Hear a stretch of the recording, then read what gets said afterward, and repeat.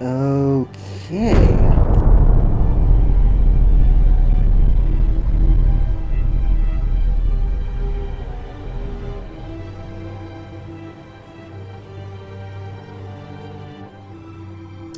Ah, first Sino-Japanese War? Yep.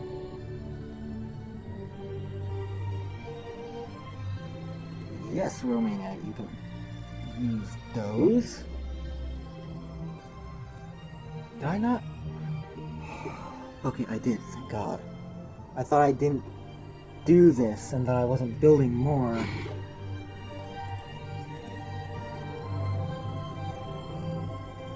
Okay. September.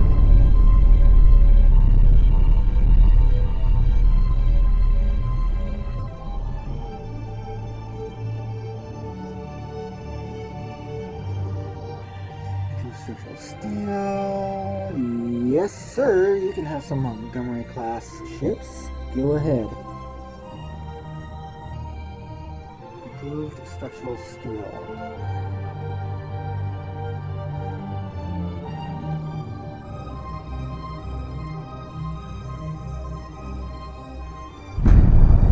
Let's continue. Chinese Empire has sent an ultimatum demanding financial compensation for our discovered acts of espionage. The government is interested in your opinion about this. Agree to their demand because our fleet is not ready to fight them. You refuse their rhetoric, it is unacceptable. A foreign journalist approached you asking about a high-ranking person from Russian Empire's Admiralty. You never heard of him. Refrain from commenting. You believe he is an outstanding officer and an acquaintance with him would be an honor.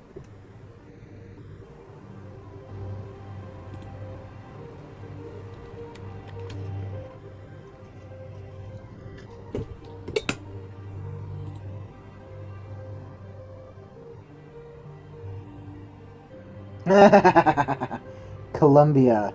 Hopefully I'll get Columbia. Ooh. That does not look good.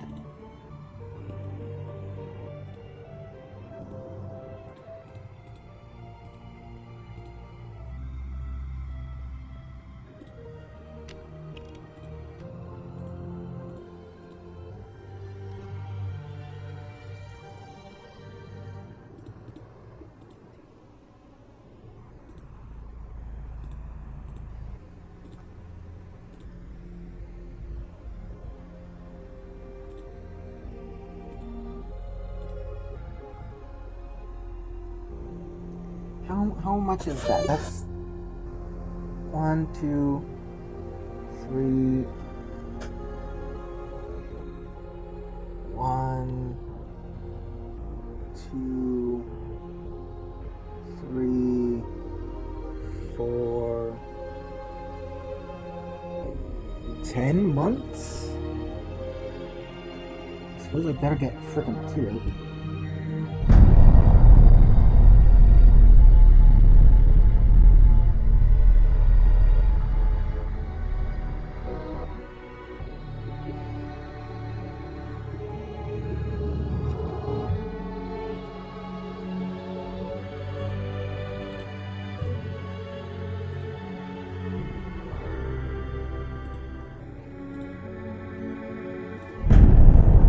November?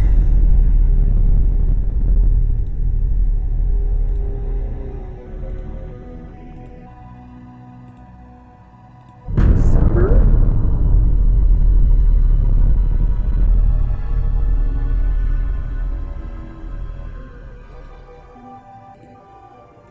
Greece signed a special alliance and trade agreement. Okay.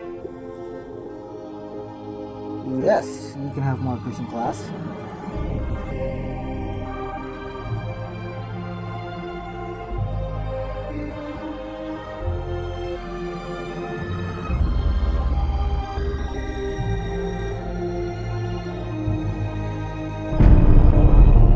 February.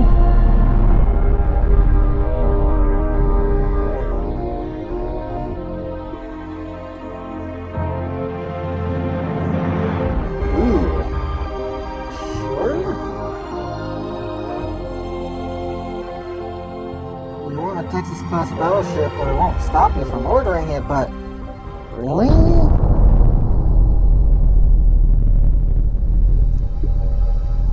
The Maine is actually a better ship. Belgium is aligning with the Russians.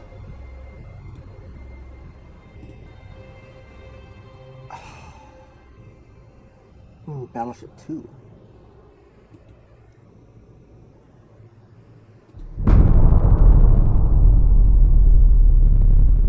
April.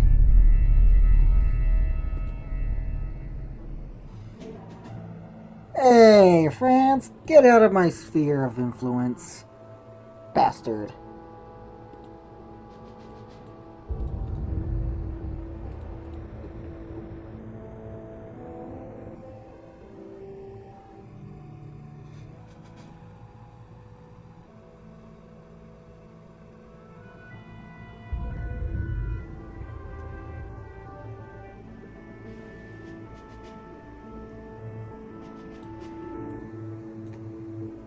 Isn't Canada was it the powers?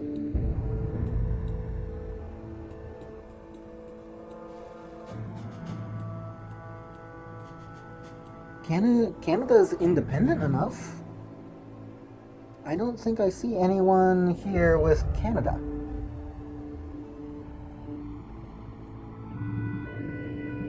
No, I don't.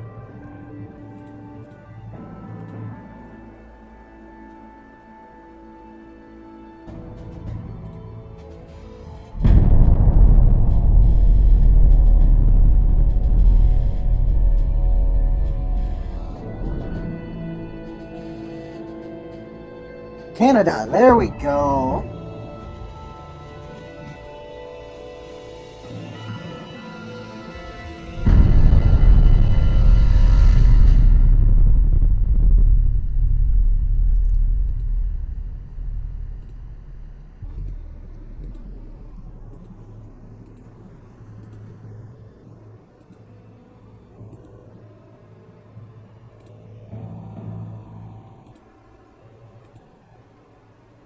Alright, now what is this Battleship 2?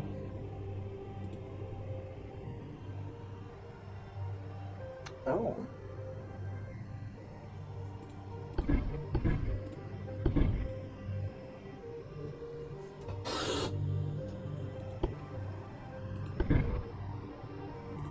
Yeah, I don't want these towers.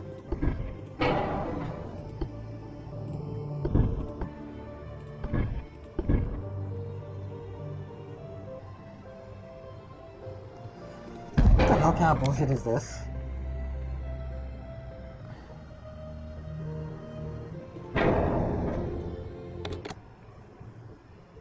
I mean, is that supposed to be... What is that supposed to be? The Kearsarge? It's certainly not the Kearsarge.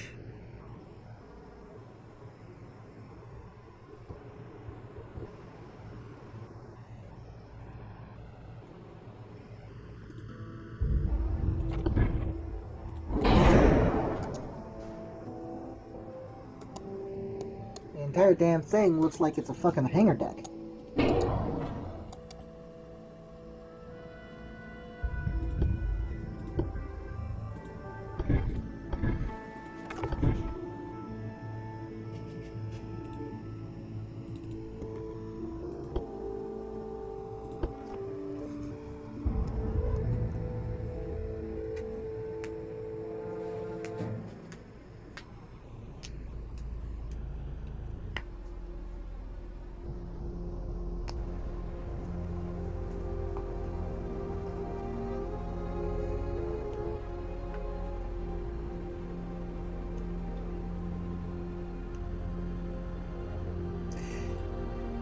Alright, I'm going to pause here, and I'm going to continue going by the months until I finally get the right hull.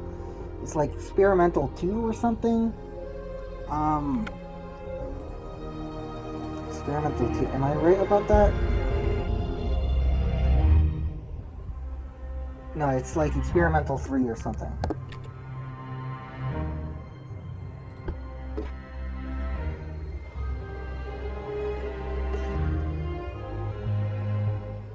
I will be back.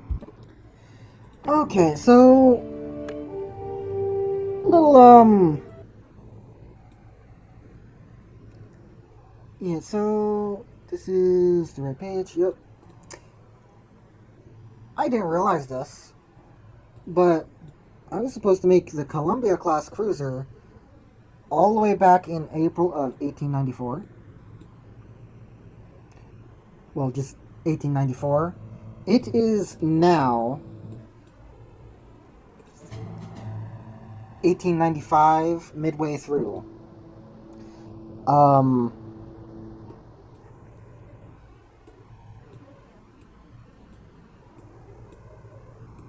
come on, there we go. The Columbia and the Denver classes are both things that need to be done.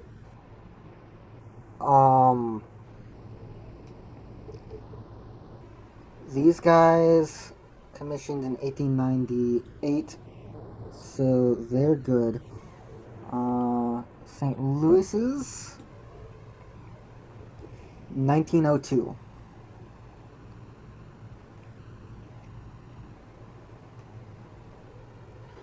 Okay.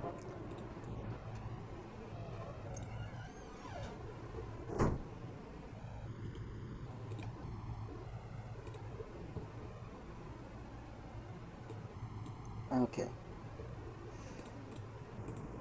So, Columbia.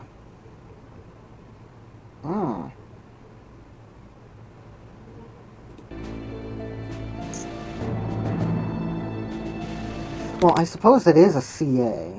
Or CL. Wait. Is it? Kind of?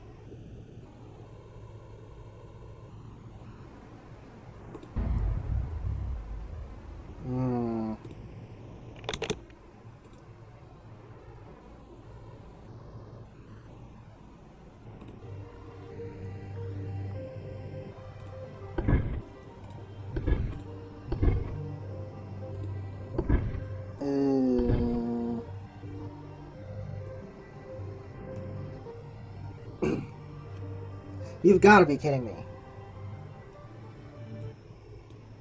Look at this. It's like it's trying to tell me something.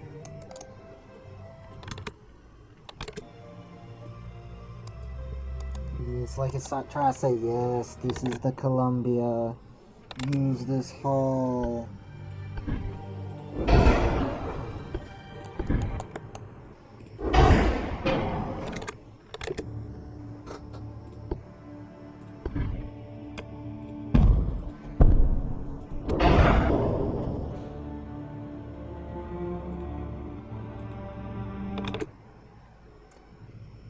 Yeah, it's not gonna do it.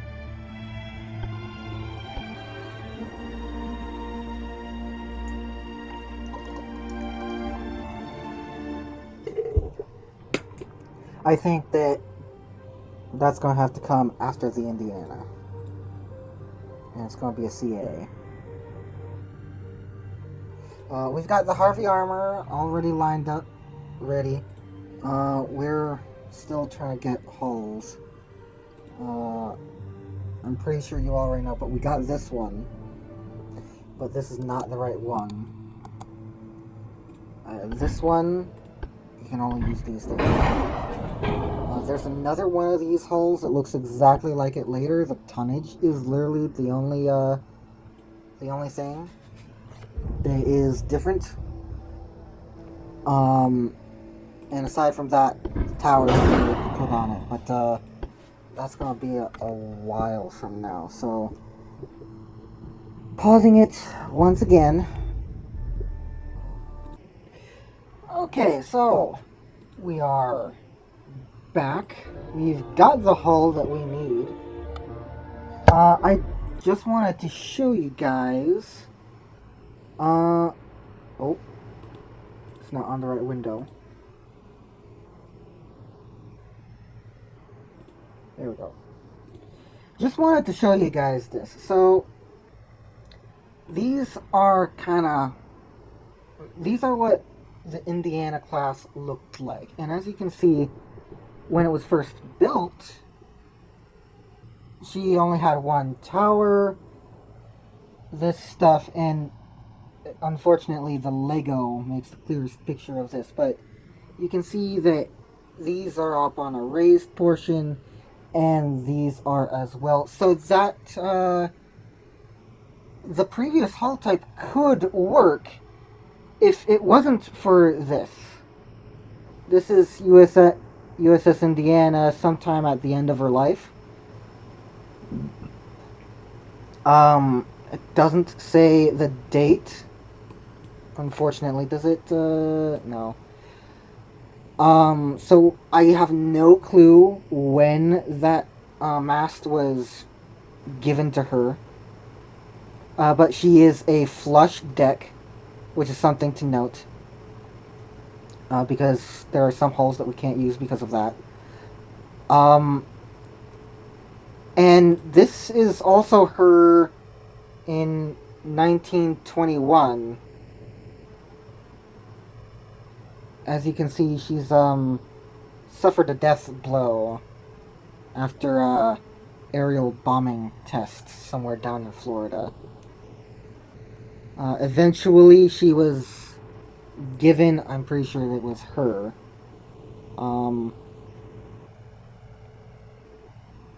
aerial bombing test. Her Hulk was sold for scrap on, it was one of the three. It was Massachusetts BB-2. The Navy attempted to sell her for scrap, but no buyer could be found, and in 1956, the ship was declared the property of the state of Florida. The wreck is currently one of the Florida underwater archaeological preserves and serves as an artificial reef.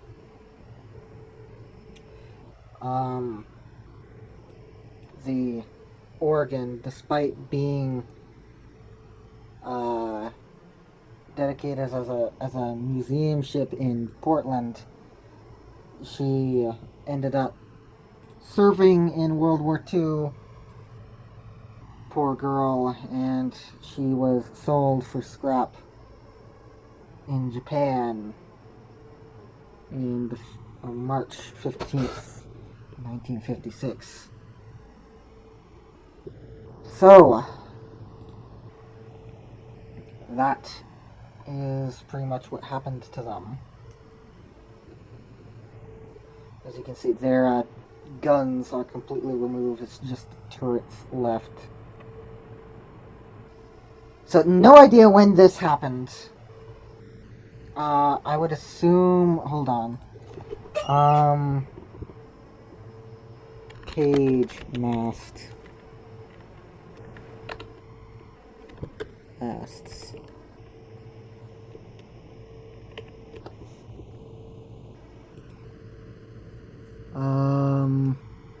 South Carolina battleships of 1910 were the first class of American battleships to feature during tests were carried. The mast was prefabricated. Formerly USS Texas. To see how capable. The New York Times, as a result of the testing carried out at Chesapeake Bay. The lattice foremast of the battleship collapsed.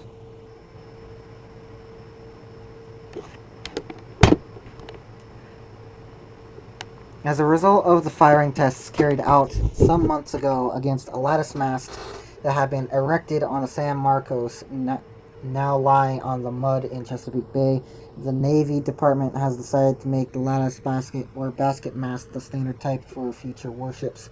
The mast under test showed remarkable endurance and several successful hits being necessary to bring it down.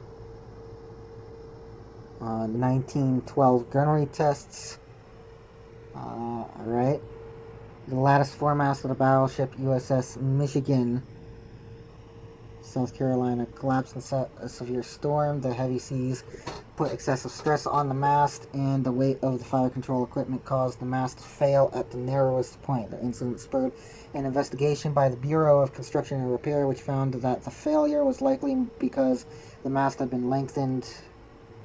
All American battleships up to the Colorado battleships were equipped with lattice masts, although Okay, so sometime after 1912, maybe like 1915, 1914, they received that refit. It might have been, let me see. Oregon had like the longest service history after the war. Battle of Santiago, Bulldog Navy, the Spanish War. After the war, Oregon was refitted in New York City before she went back to the Pacific, where she served as a guard ship for 2 years. How long did the Spanish-American War? Spanish-American War. April. Dates. 1890.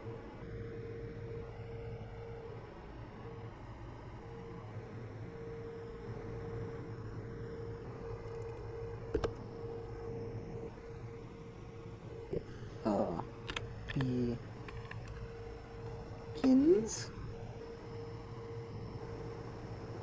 The Spanish-American War, April 21st, April 21st through December 1898. The hell?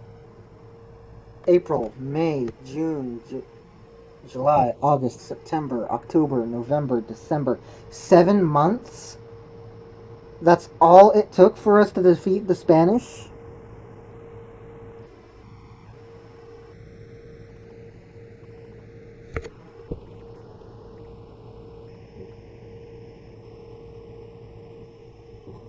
Wow. Okay, so after the war, Oregon was refitted in New York City before she was sent back to the Pacific, where she served as a guard ship for 2 years. She served for a year in the Philippines, during the Philippine, and then spent a year in China at Wusong during the Boxer Rebellion until May 1901, when she was ordered back to the United States for an overhaul. 1901. In March 1903, Oregon returned to Asiatic waters, and the ship remained in the Far East, returning only shortly before decommissioning in April 1906. Oregon was recommissioned in August of 1911, but saw little activity and was officially placed on reserve status in 1914. Let's go to her actual page. Spanish-American War, Asiatic Station, later career. Oregon in January of 1914. The ship remained out of service for the next 5 years. She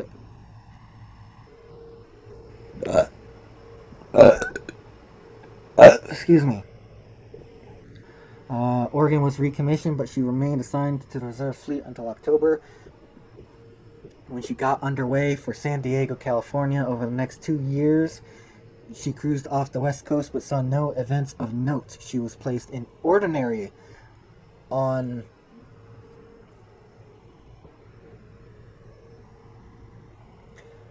the 9th of April 1913 in Birmingham, Washington, before being formally returned to the reserve fleet on the 16th of September 1914, though she remained in partial commission. She was fully commissioned again on the 2nd of January 1915 to participate in the Panama Pacific International Expedition.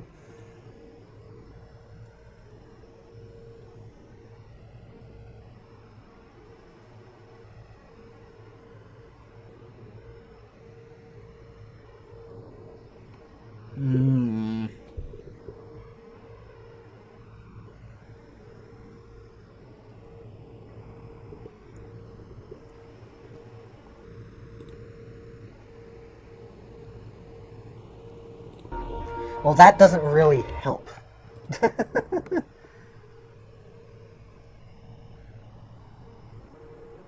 Oh, wow. Her mast. Huh.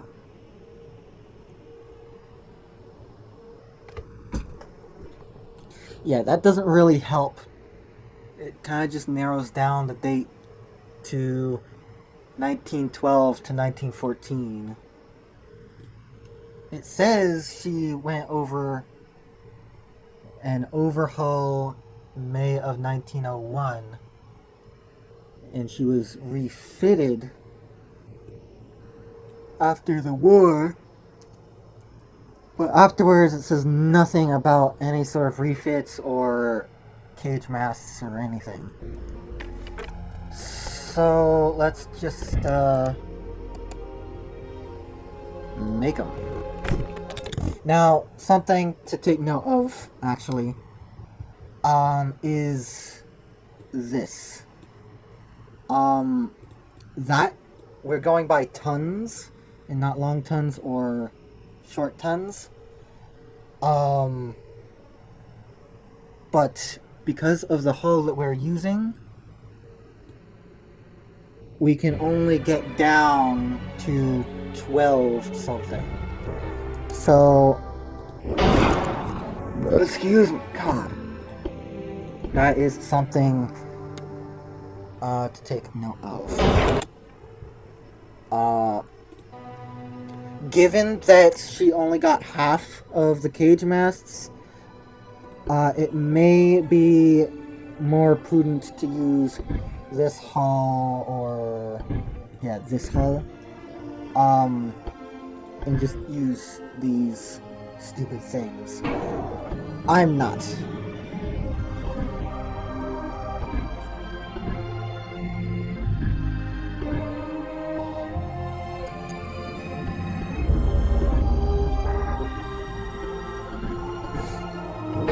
Do that. She had 2 smokestacks.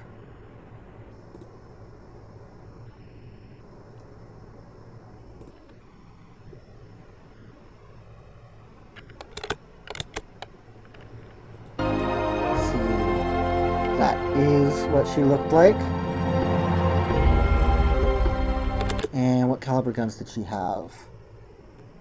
4 13-inch.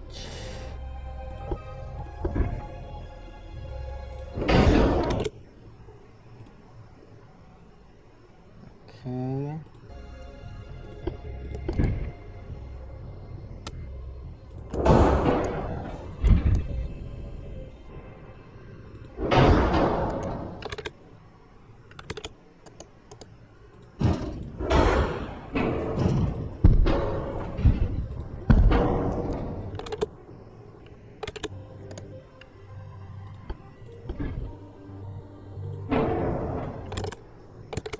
Funnels.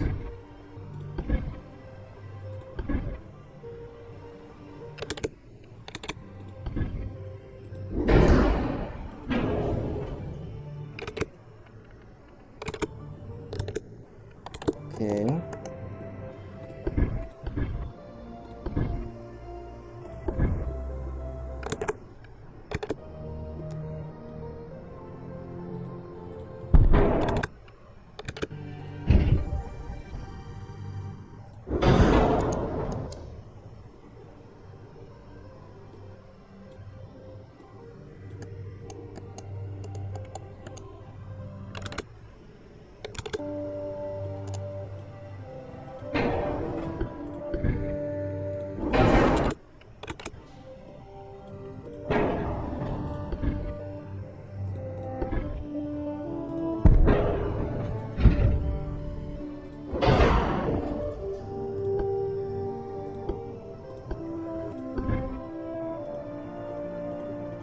Oh, come on.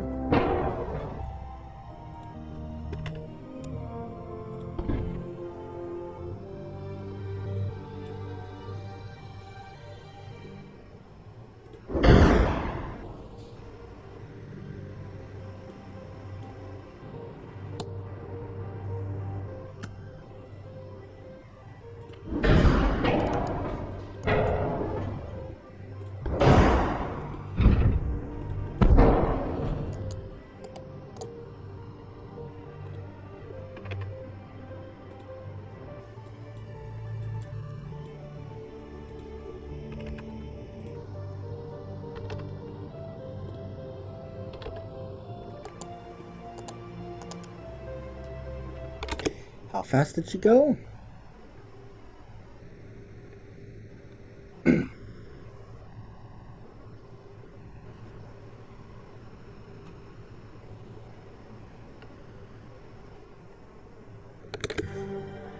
15. Ouch. 9k, 9,000 km.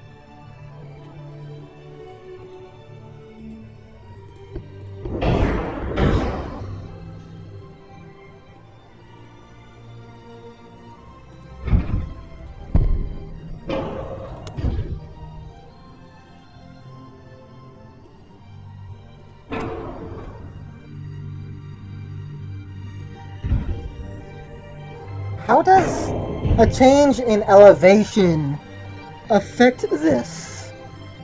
So goddamn stupid.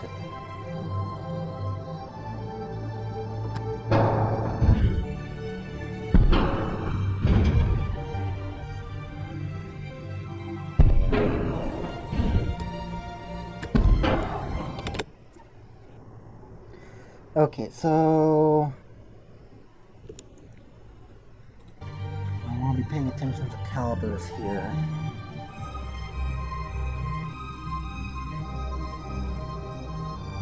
Let's settings. No. So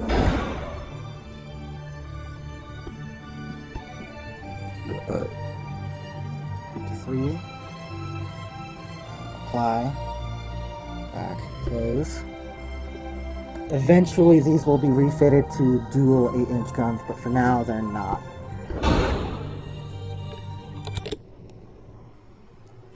Four 6-inch. Alright. Armament.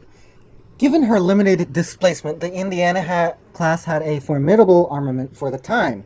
4 13-inch guns, an intermediate battery of 8 8-inch guns, and a secondary battery of 4 6-inch guns, 20 Hotchkins 6-pounders, and 6 Maxim Nordenfelt 1-pounders, as well as 6 18-inch torpedo tubes. Okay. Can't do 6, but we can do 4. Can't do 18-inch, but we can do 16-inch.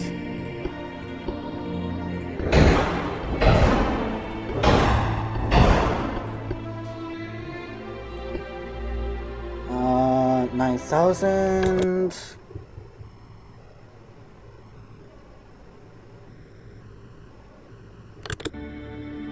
That's more like it. Also, probably do something like this. 16, 14, 10. There we go.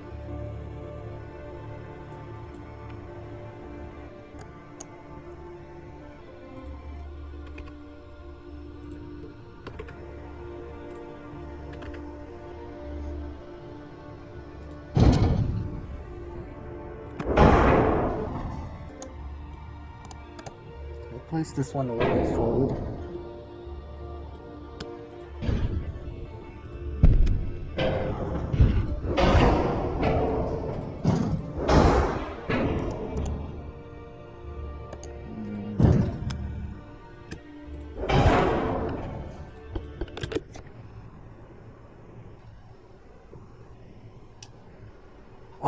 The 13-inch, the 8-inch guns were mounted in pairs in 4 wing turrets. The smaller 6-inch guns were mounted in twin wing casemates. Twin wing casemates? Midships. On the main deck level with a 6-pounder in between. Huh?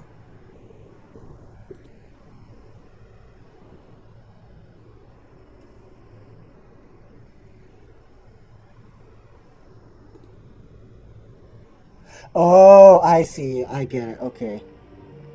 So it was like this.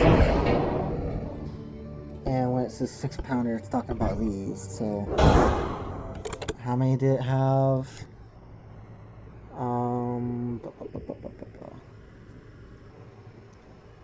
22-inch. 2, 4, 6, 8, 10, 12.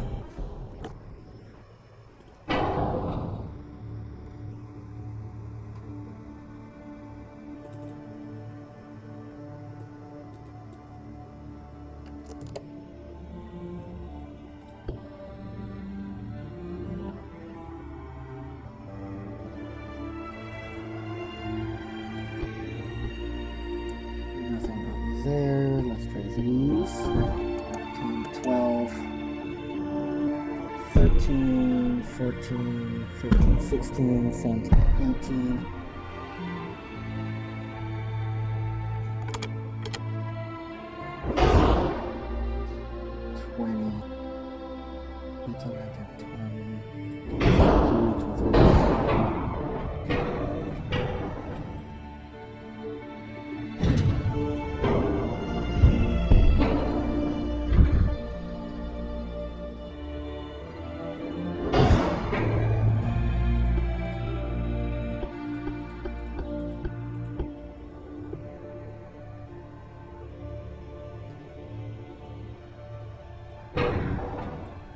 There we go.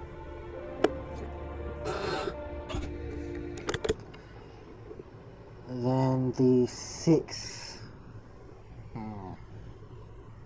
Can't do those. And they don't really matter. Harvey armor, okay. Propulsion, no, I don't want propulsion. Protection. With the exception of the deck armor, 8-inch turrets, and conning tower, which consisted of conventional nickel steel, the Indiana class was protected with the new Harvey armor. Its main protection was a belt 18 inches thick, placed along 2/3 of the length of the hull, from 3 feet above to 1 foot under the water line. Under the water line. Beyond this point, the belt gradually grew thinner until it ended 4 foot 3 inches under the water line. Its main protection was a belt 18 inches thick. Alright, yes. Can we even do 18 inches? No. Of course.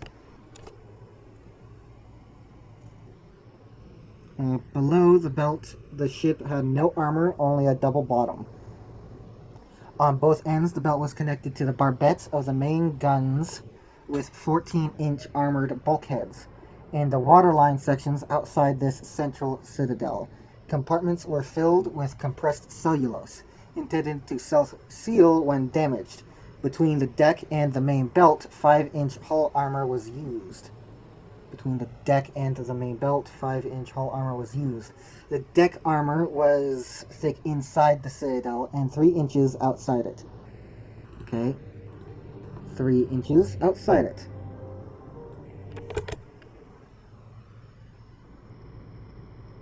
The hollow conning tower was a single forging, 10 inches thick.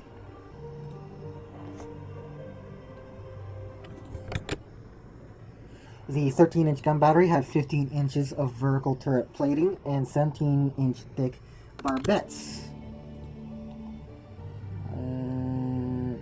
Nope, 17, 15. Yeah, that's fucking heavy as shit.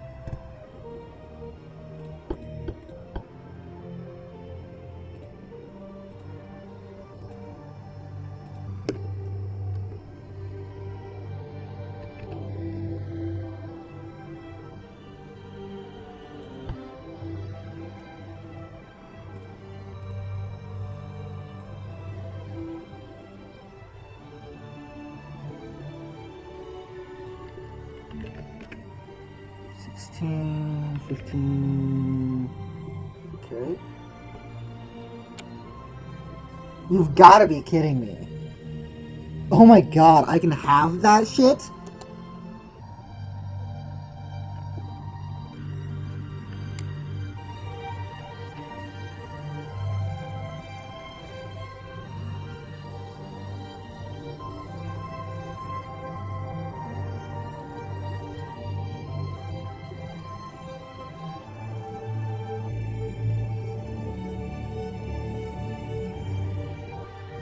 Oh my god.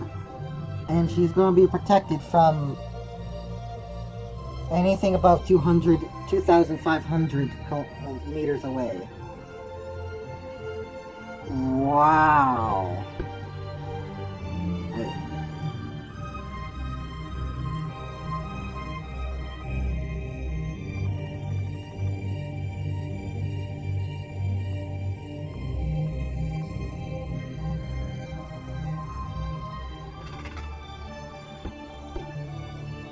I don't like that gun cotton shit.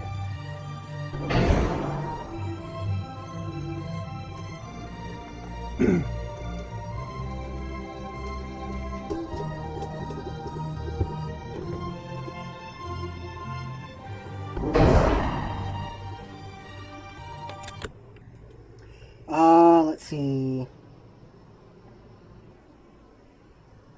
The Holoconic has a bar. The 13-inch battery had 15-inch plating and 8-inch thick barbettes. Wait. Had 15-inch vertical, 17-inch thick barbettes, while the 8-inch cannons only had 6 inches of vertical turret plating and 8-inch thick barbettes.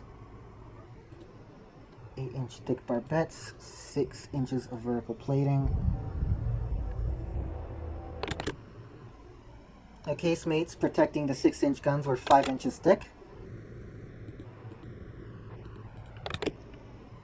And the other casemates, ladder guns, shell hoists, and other crowns were all lightly armored.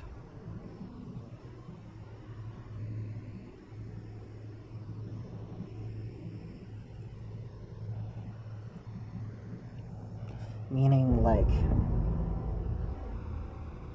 2 inches.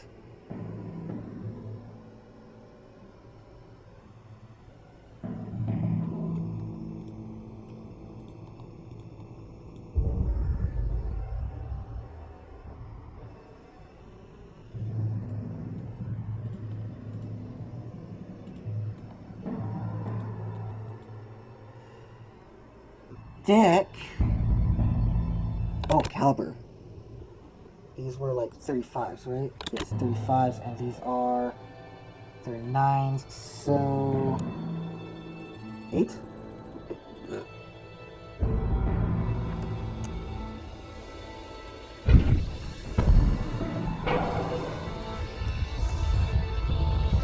No, you're not gonna show me your... There we go. 35. Alright.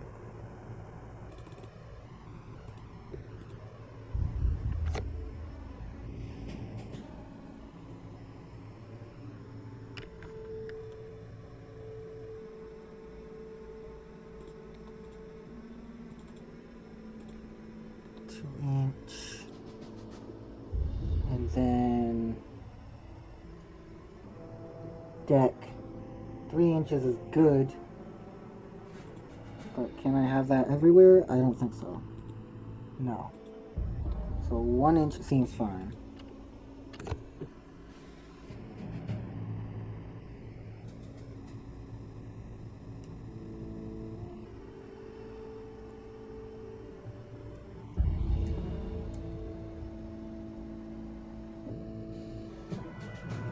Okay. Indiana. There we go.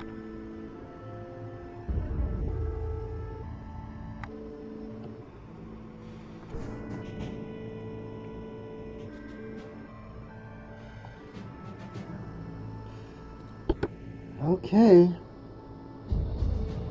I can't help but wish, though, that I was able to refit these Texases. Because now they're obsolete. Wait. I can still refit them?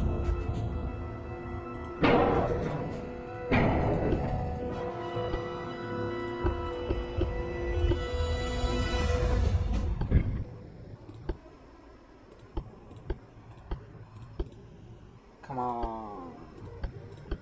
Click on the right damn thing.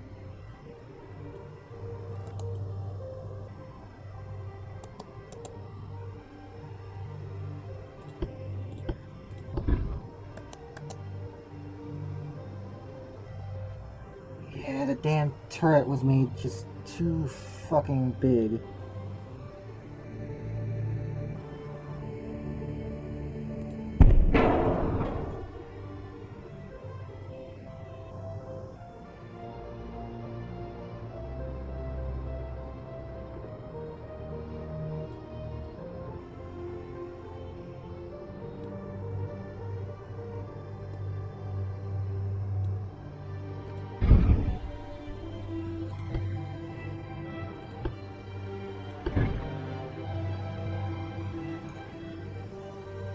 Wait, you kidding me?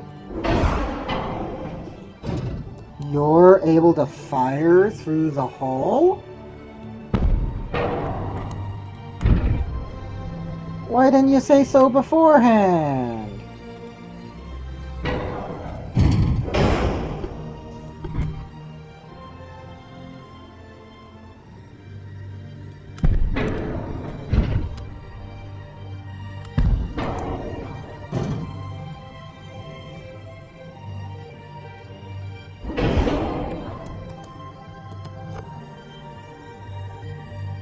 Okay. Now, what the hell kind of armor did they have? Was it...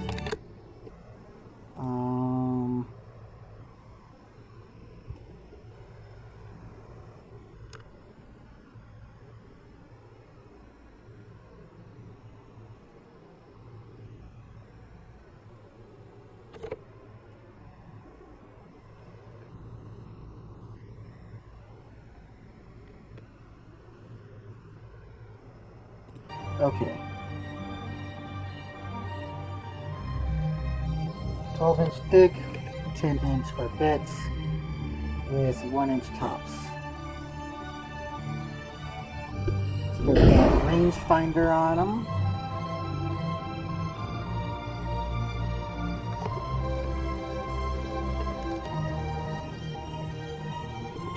Two.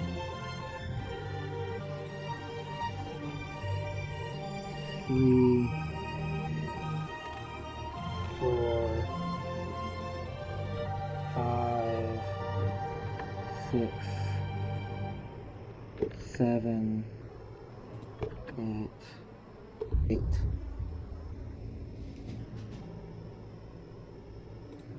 Induced expansion. Unfortunately, I'm going to have to decrease the draft here to get back to the 650 tons. That should be 7.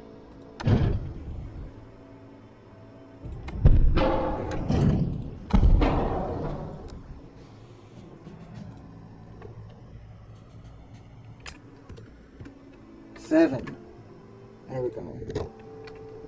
8. 7.5.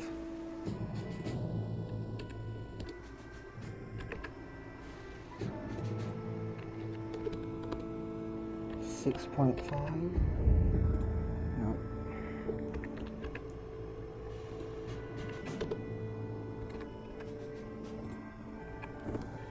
9. 8.5.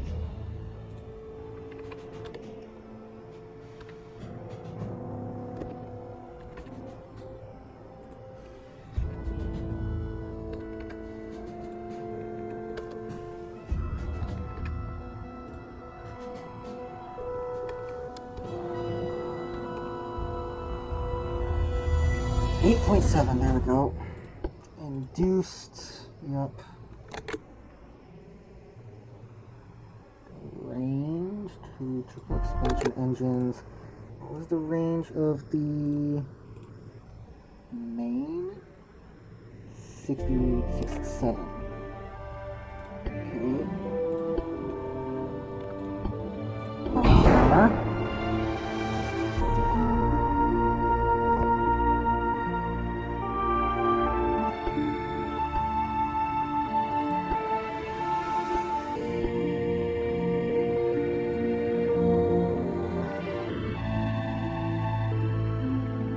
'll stick with black powder.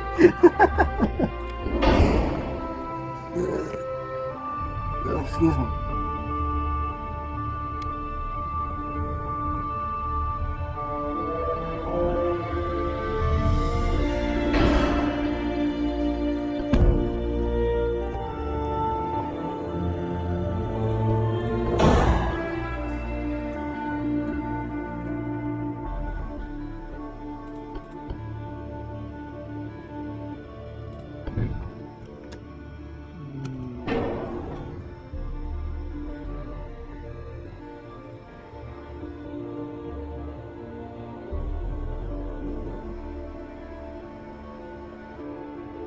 Okay.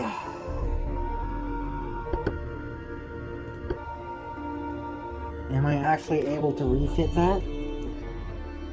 Or will it just not allow me to refit that because it's outdated? Where's Texas?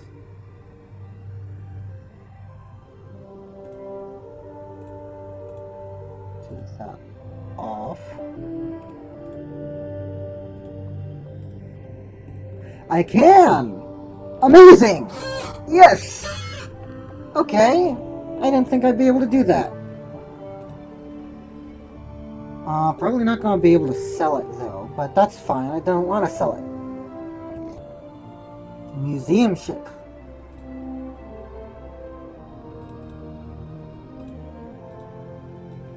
July. Make sure that's done. And where's the main? There's the main.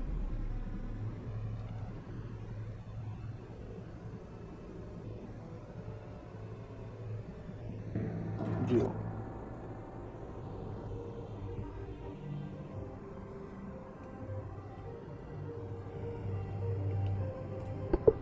Refit. Expansion.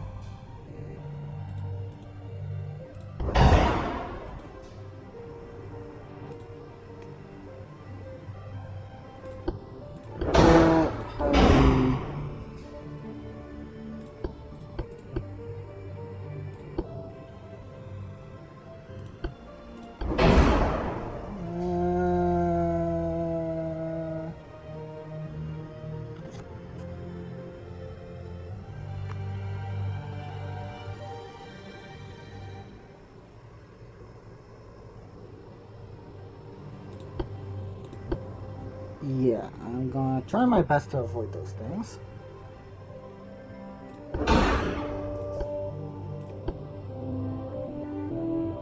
And none of the armor needs to be done.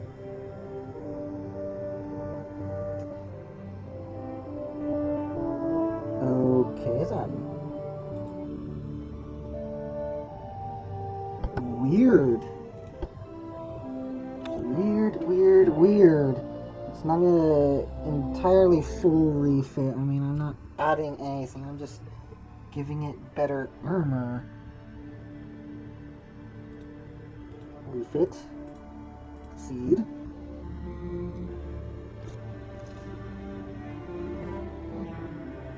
Now, what ships did I need to go back and refit? Actually, can I...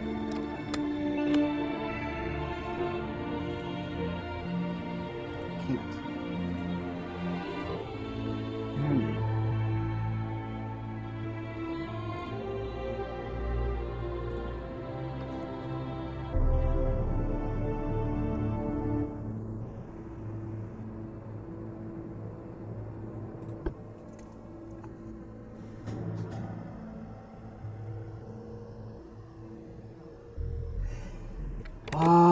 Let's recheck that Atlanta.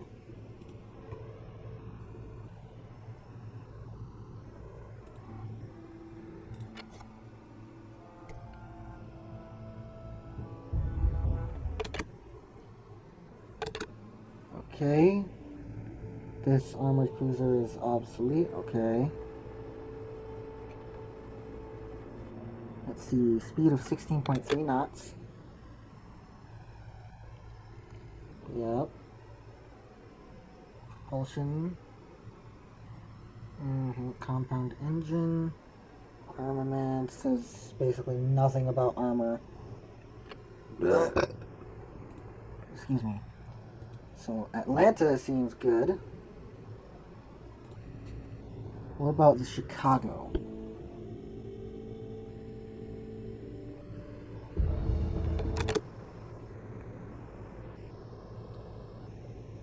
Coal-fired boilers, compound overhead steam engine, sail plant schooner, 15.5 knots.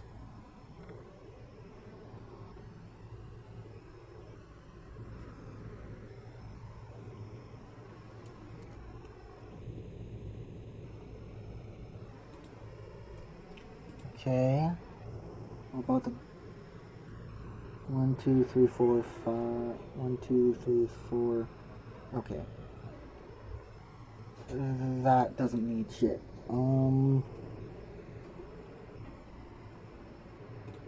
What about the Newt?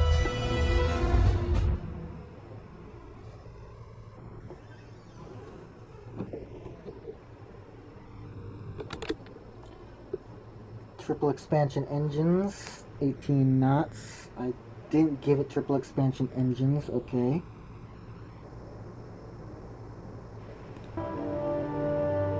What else? Natural range, 7. Okay.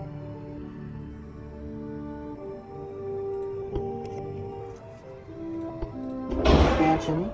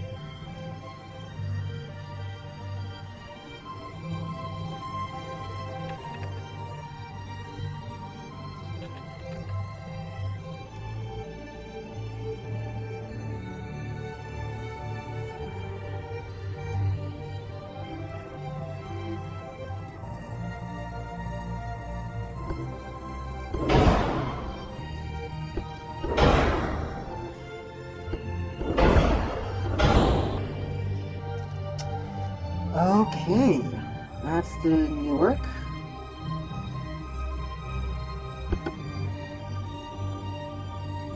What about the Charleston?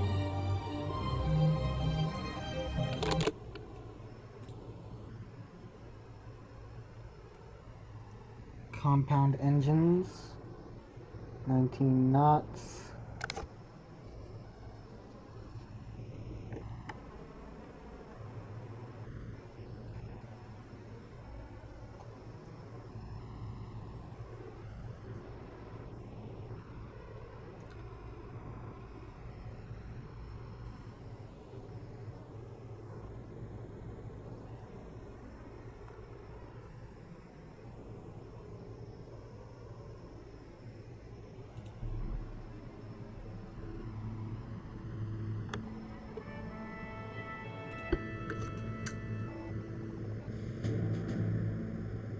She didn't have triple expansion engines.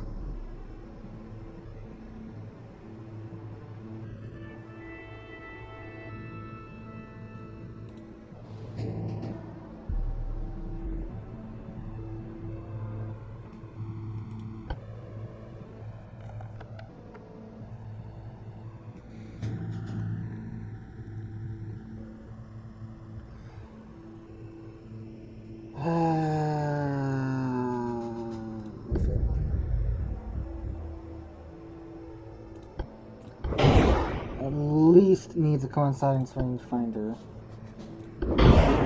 Nickel steel. No. Full heavy armor.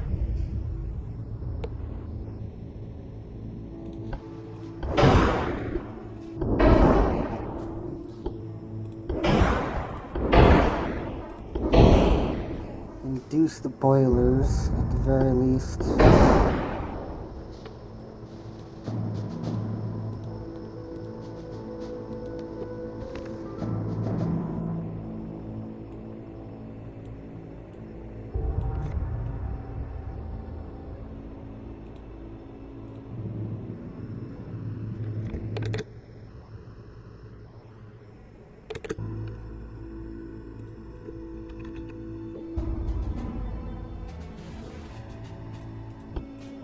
Please fuse that.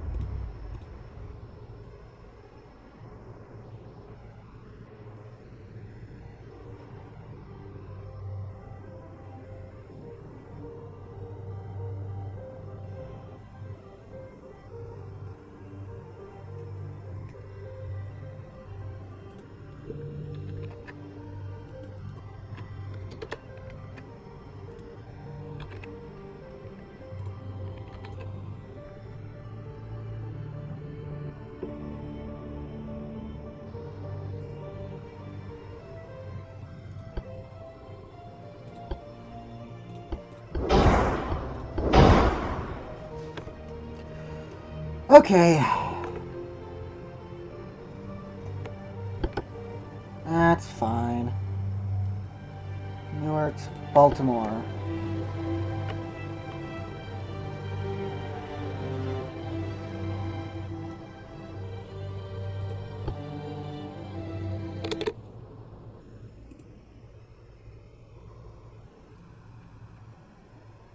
Triple expansion engines.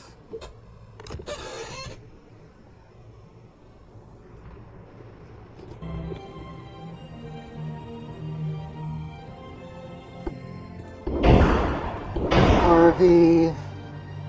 Induced. Triple expansion engines.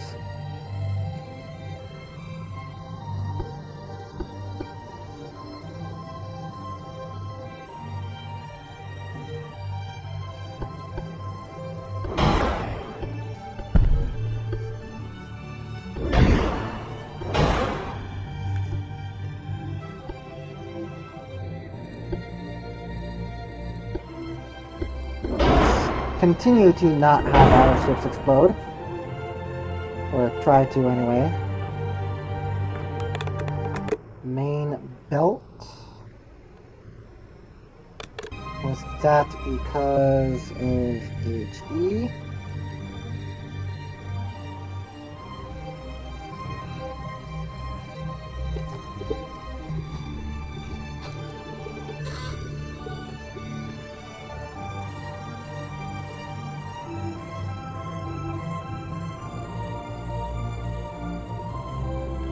Okay.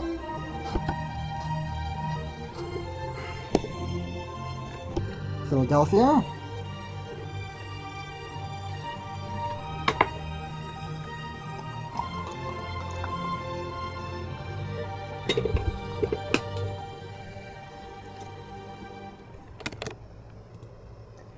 Philadelphia had triple expansion engines.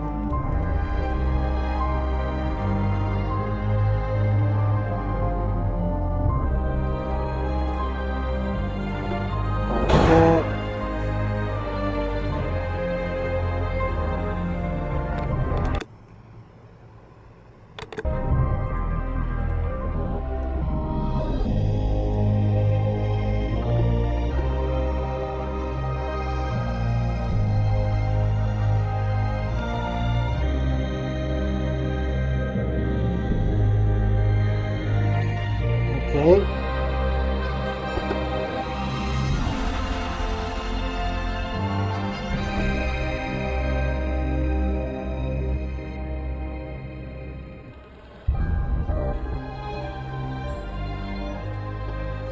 San Francisco.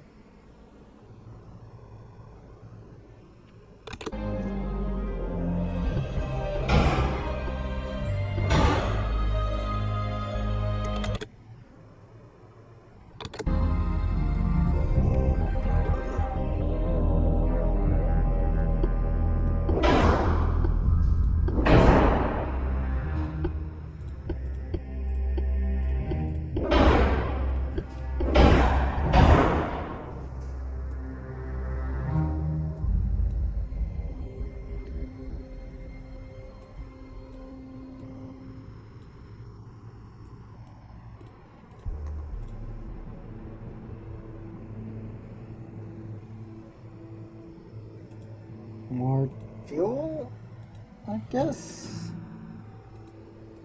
No, let's keep it somewhat reasonable and keep them where they are.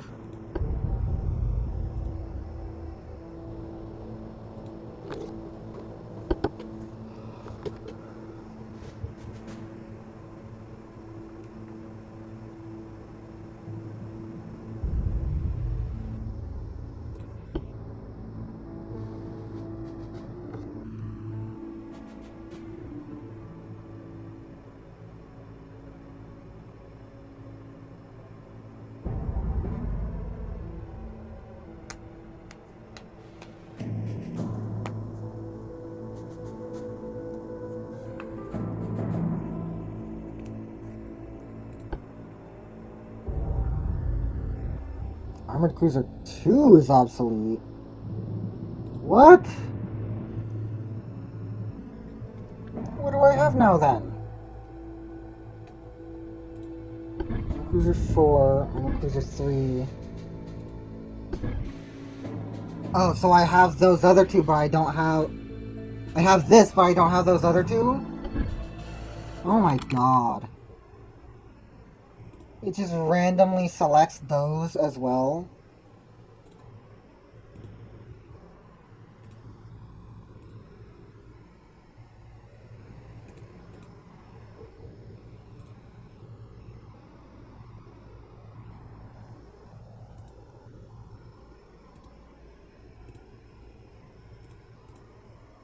That was a really good looking hull too. And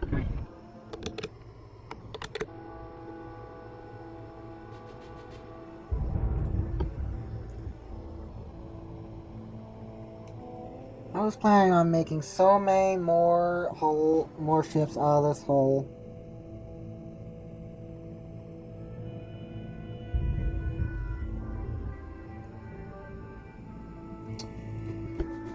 Refit because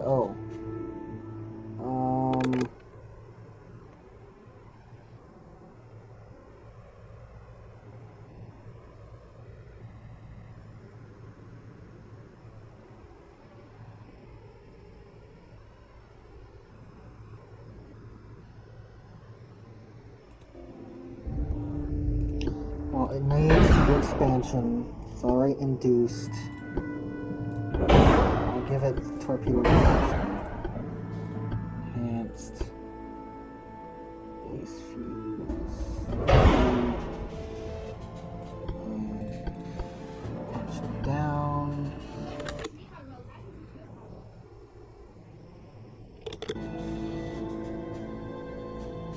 Then harden. More protection. 2.5. 2.5.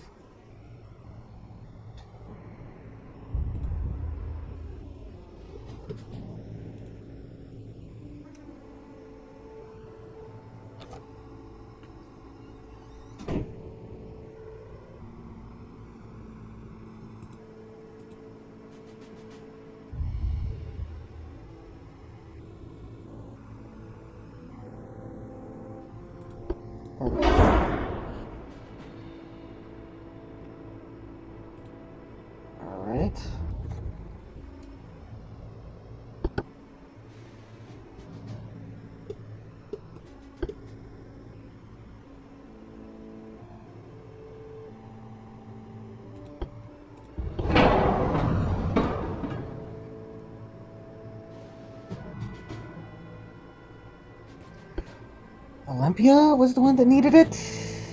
Because of low range? Yes.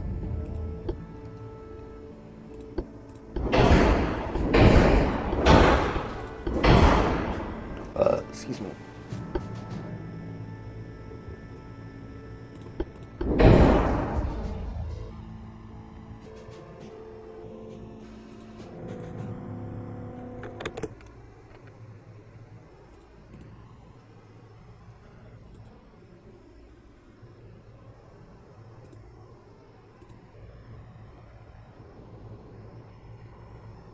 $11,000. Oh my god.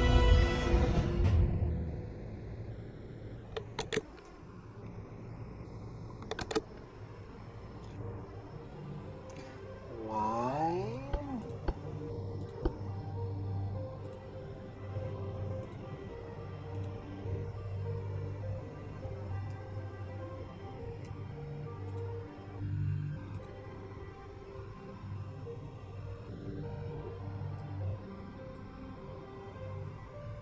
Oh, I see.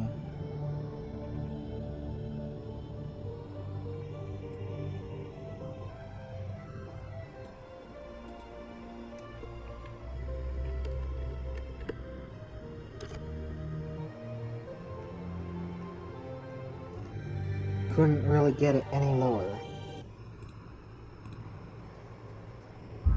Well, I got my fuel now, so I suppose I'm good.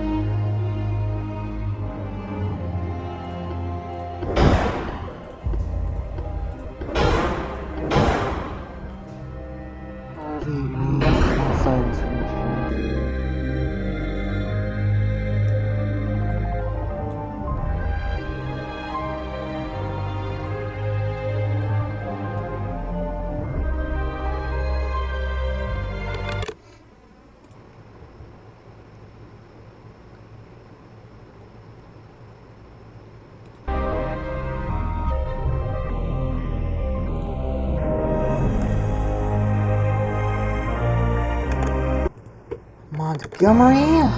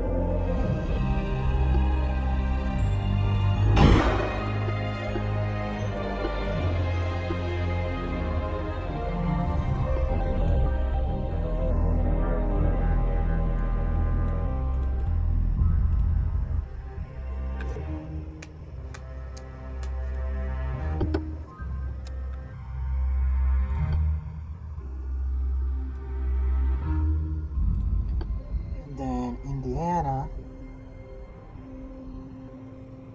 Come on. I copy.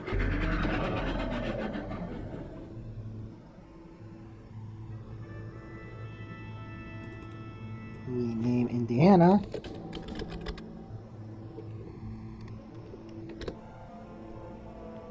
Save and delete.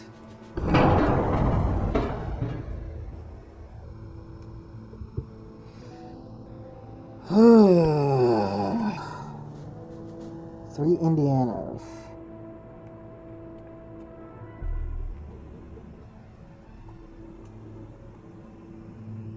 Texas, Maine, York.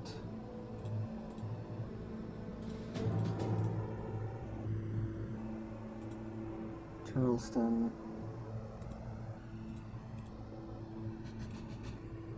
Baltimore. Philadelphia. San Francisco, New York, Olympia, Cincinnati, Montgomery,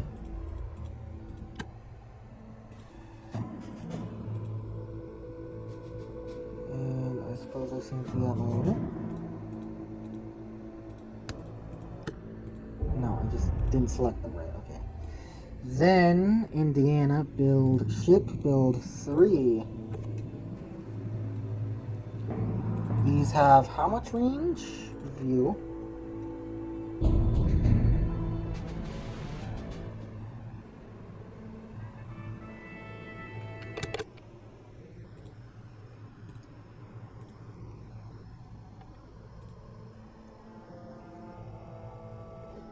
Okay, yeah, that I would say, well,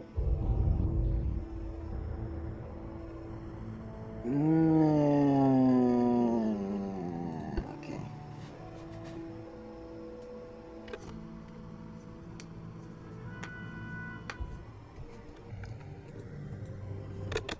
What was the Iowa's range? Okay.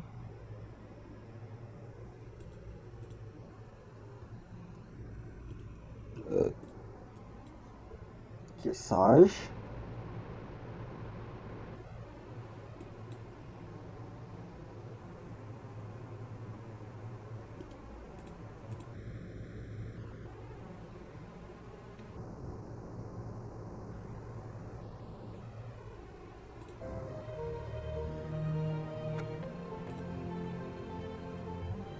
Norfolk. Norfolk. Norfolk. Massachusetts.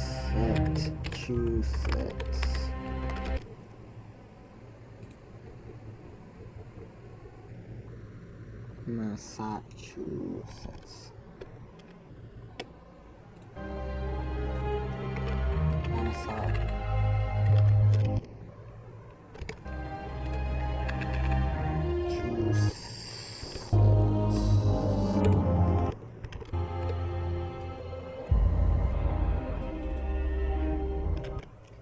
Oregon.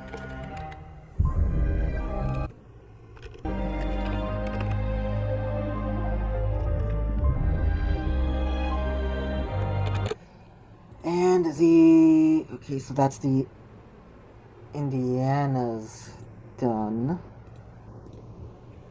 Iowa's though. Not the Iowa's, the Iowa.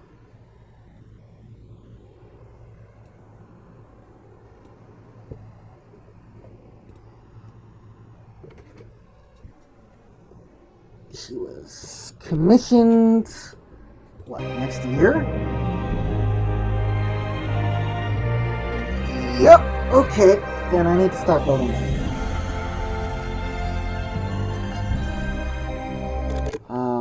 But first...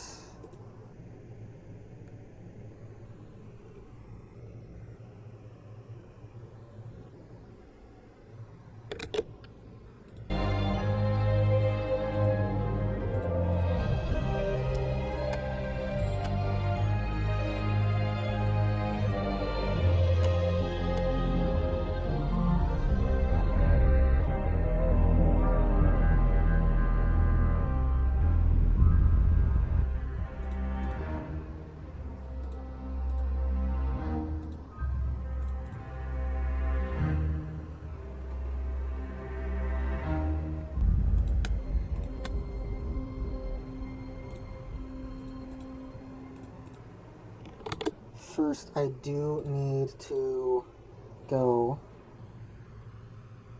and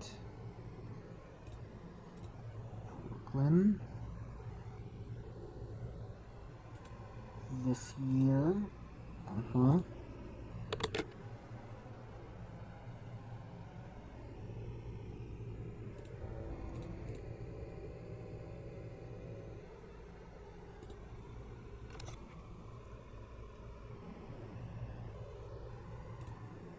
Then the other cruiser was Columbia and Denver.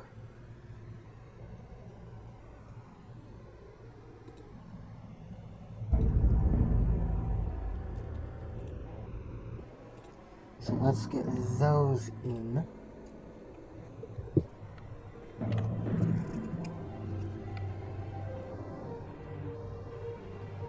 Actually, not Columbia.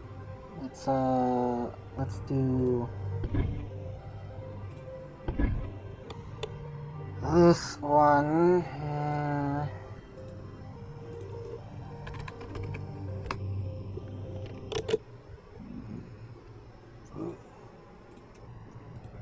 Brooklyn, Pennsylvania.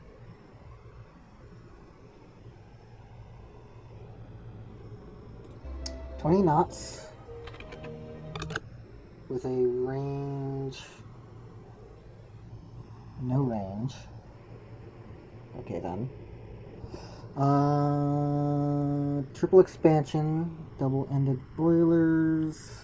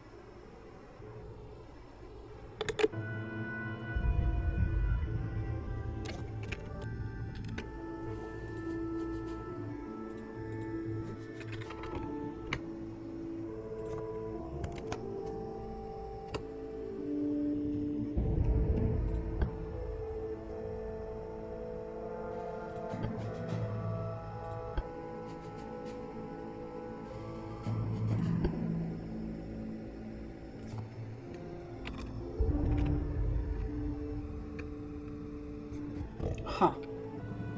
It literally just adds these. Another section right here. It doesn't add anything here. Okay. And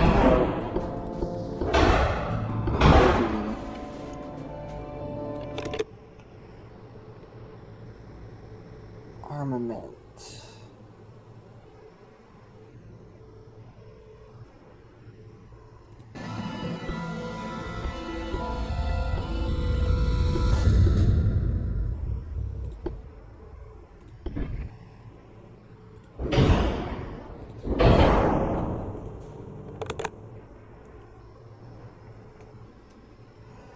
Brooklyn, as built, had a main armament of 8. There are supposed to be 2 here and here. Mark 3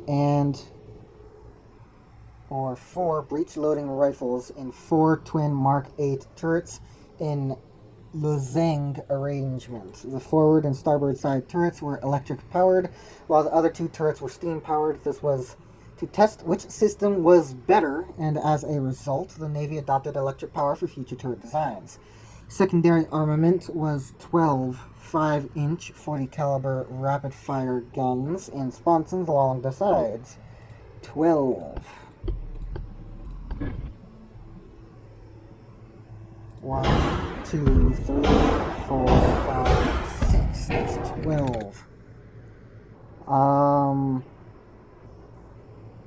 Along with 12 2.2-inch Driggs Schroeder rapid-fire guns.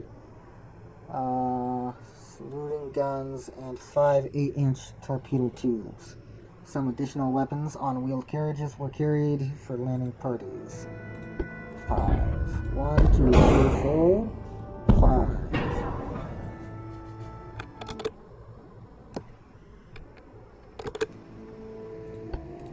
Round. There.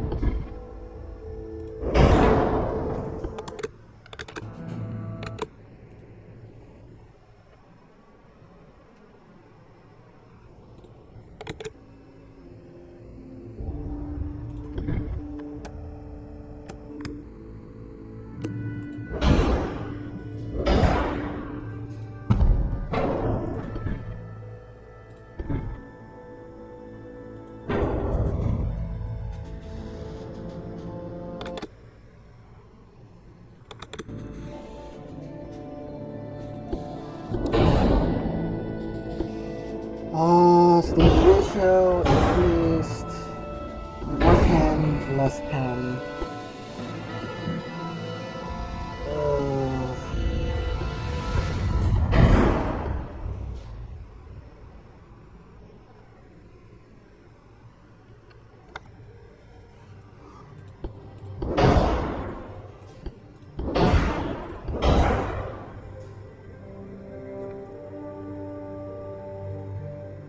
What was the range of her predecessor?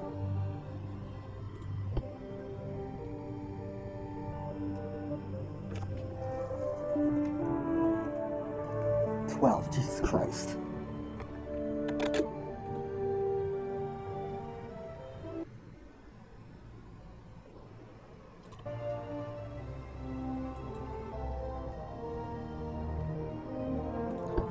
There are also 12 of these.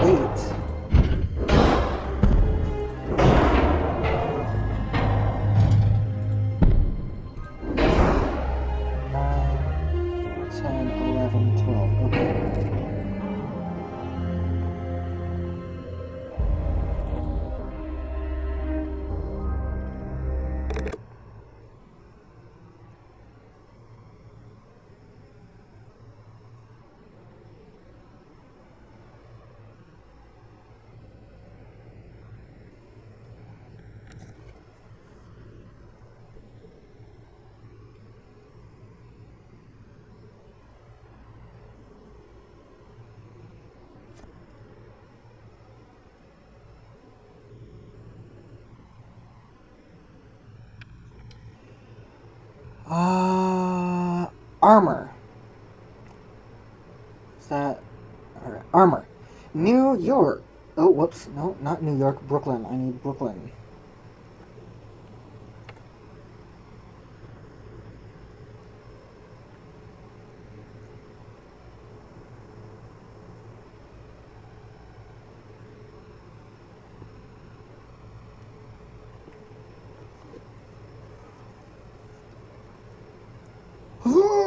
Alright.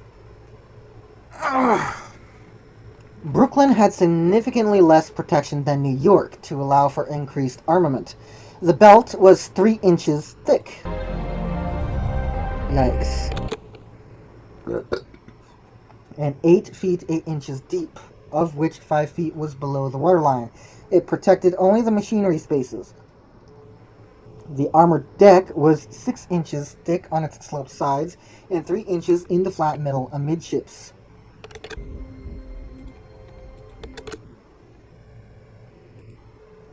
Come on. In the flat middle amidships, but only 2.5 inches at the ends. The gun turrets had up to 5.5 inches of armor. On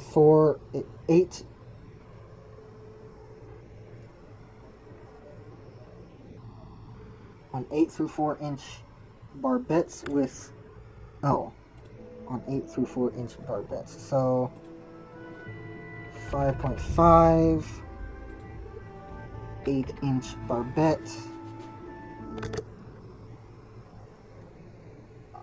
with 3 inches protecting the ammunition hoists. The secondary gun sponsons had 4 inches, while the conning tower was 8.5 inches thick. Conning tower 8.5. These side guns get 4.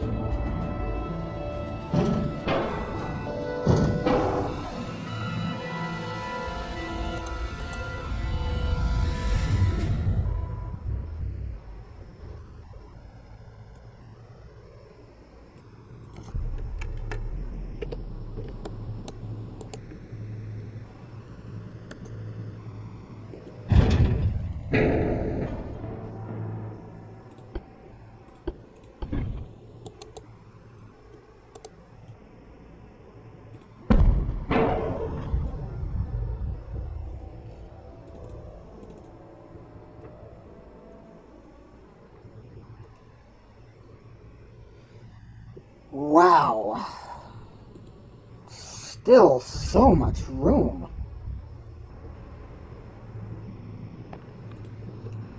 Two and a half. 2.5. One and a half.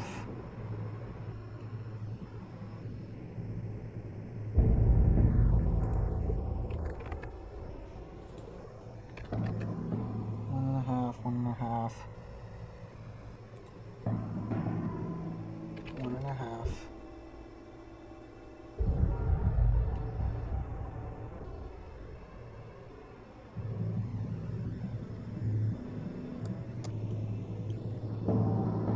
Okay, I suppose this is the Brooklyn.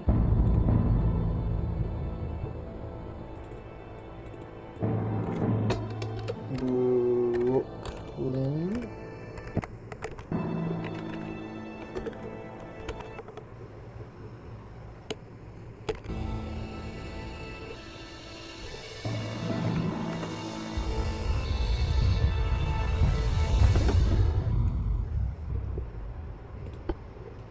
And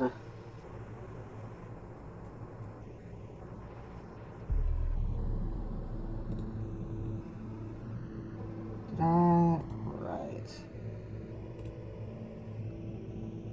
Build ship, build one.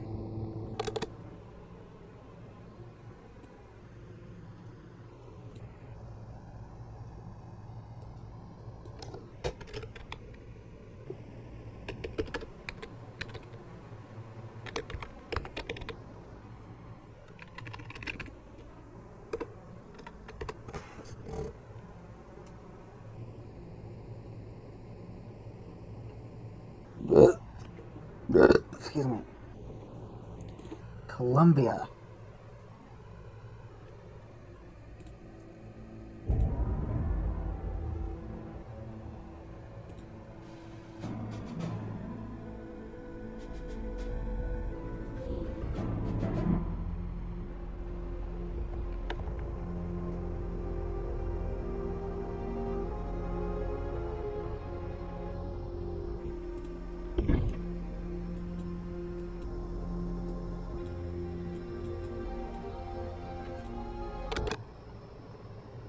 $22.5.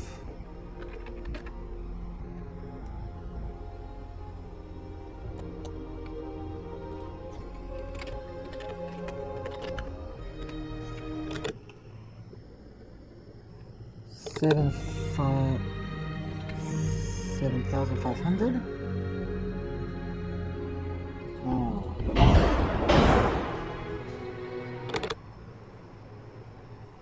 Jesus Christ.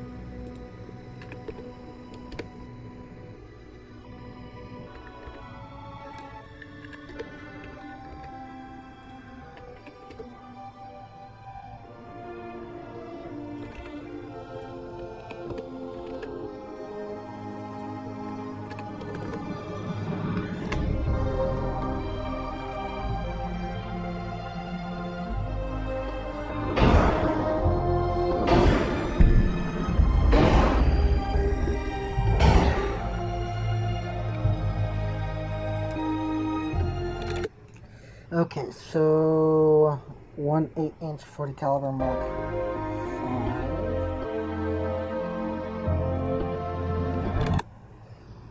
5. Engineering, production, protection, armament. The originally designed main armament for Columbia was 4 6-inch 40 caliber guns, 2 forward and 2 aft, but during construction the aft pair was replaced by a single 8-inch 40 caliber Mark 5 gun. The 2 6-inch guns were side by side, just forward of the superstructure. Secondary armament included 8 4-inch 40 caliber rapid fire guns and sponsons. Let's get that done.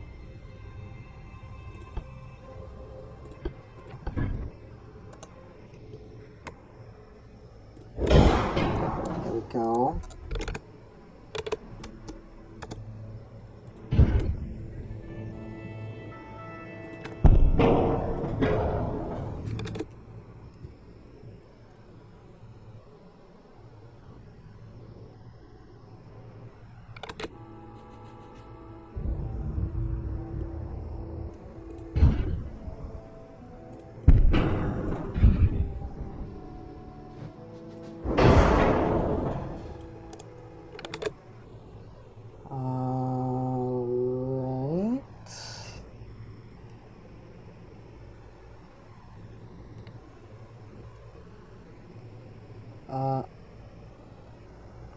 The afterpair was replaced. The two secondary armament included 8 4-inch caliber. Okay.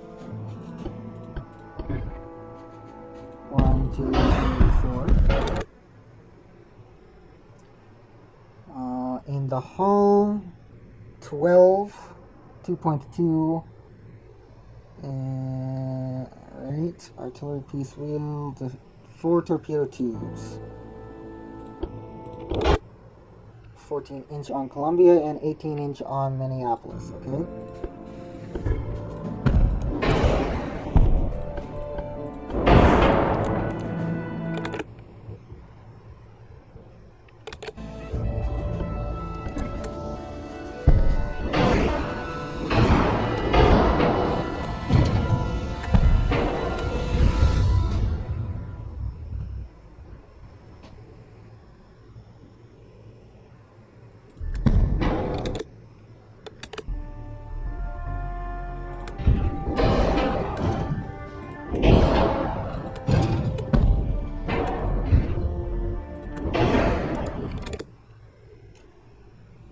Twelve 2.2s.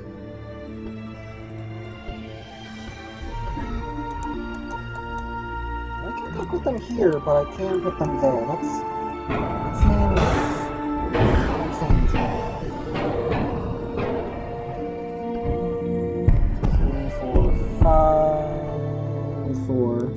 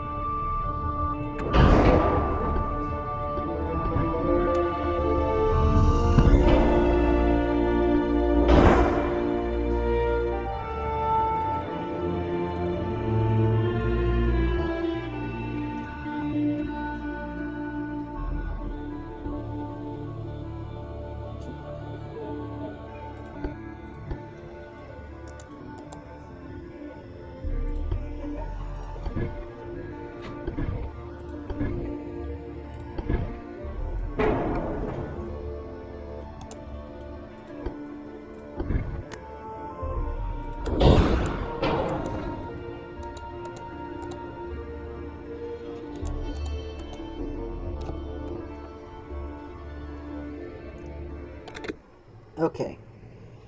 Protection. The original designed main armament. That's armament, not protection. Protection. There we go. Protection. The protection system included an armored deck, as in other protected cruisers.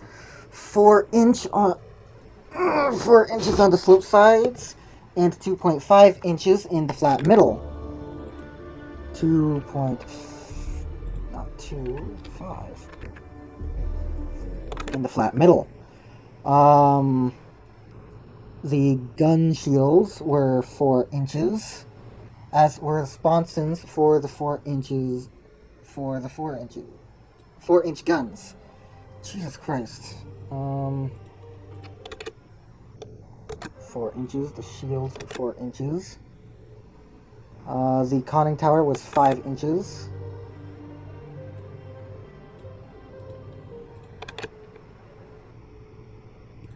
Compared with other U.S. protected cruisers, the armor was not inferior except in relation to ship's size. The 7,000-ton Columbus had similar armament to 4,000-ton ships such as USS Baltimore.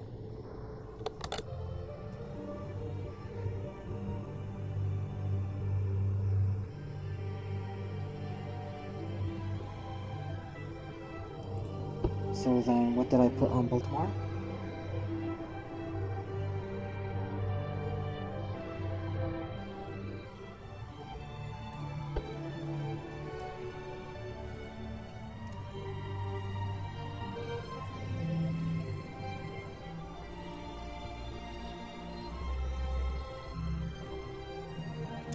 3 inches, 0.5, 1.5, 1.5. Okay.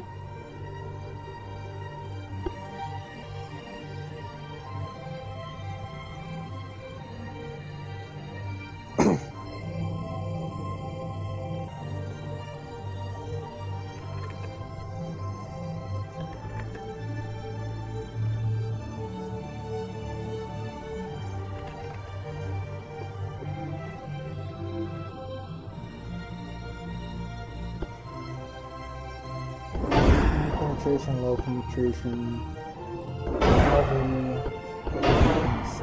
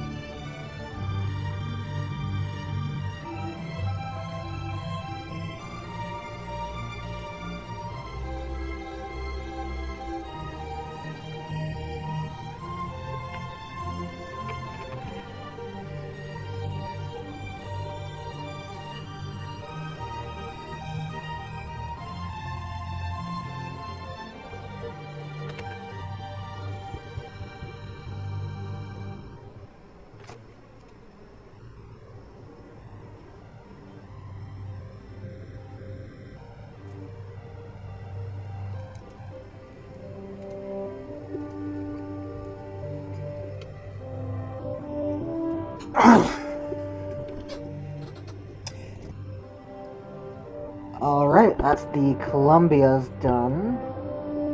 Now Denver's.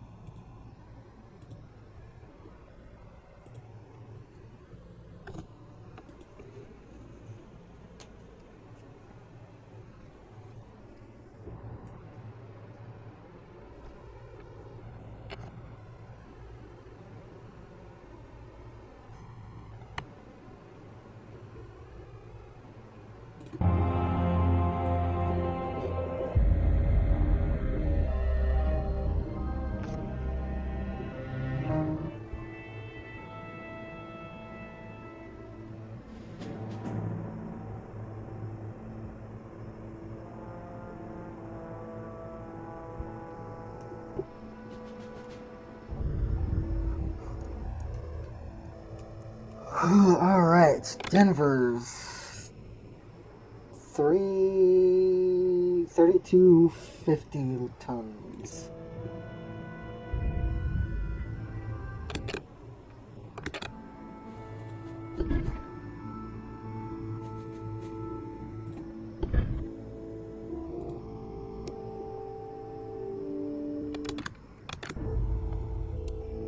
$32.50. In other words,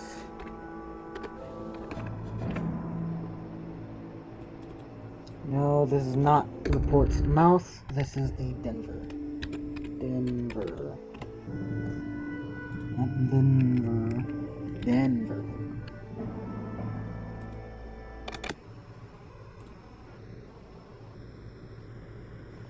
Range. Not very good.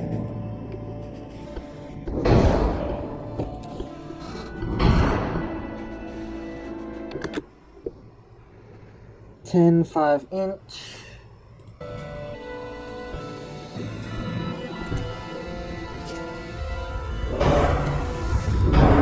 Three, 4, 5. That's 10.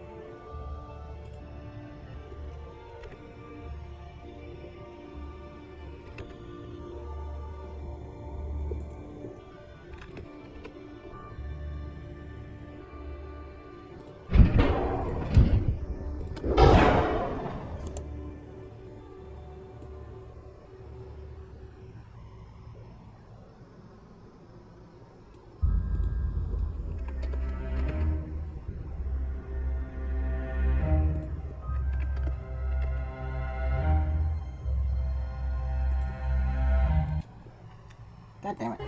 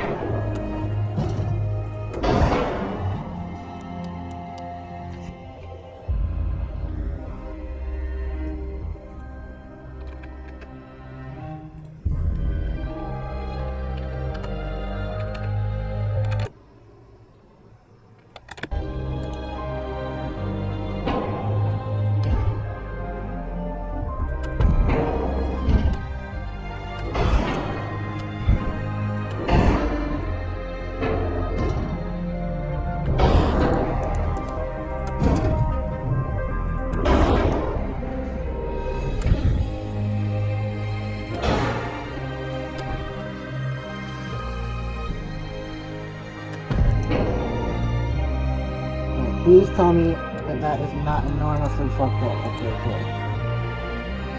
Now, can I do this? And then this?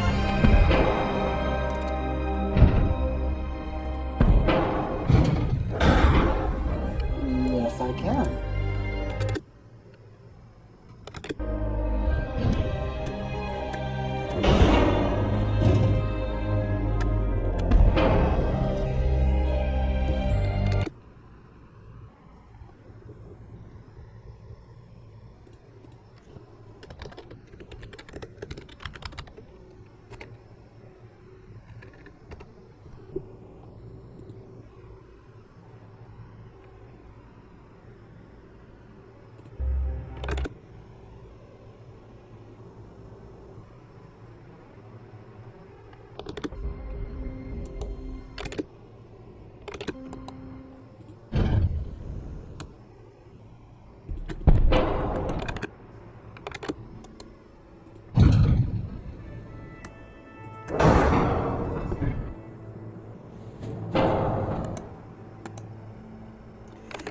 Okay. Denver class, and then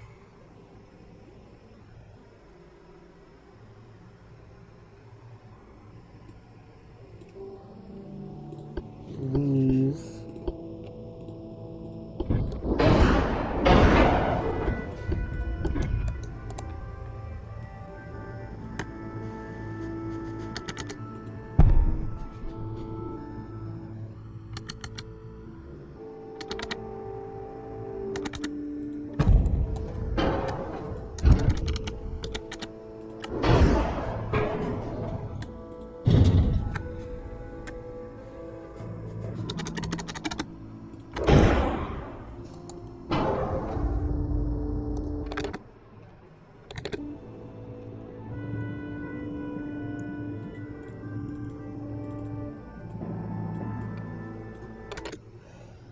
Armor. Armor was very light. The protective deck was 2.5 inches on the slopes and half an inch in the flat middle and 1 inch at the ends. The 5-inch gun casemates had 1 3/4 inch armor. Okay, great. 1 3/4 inch armor.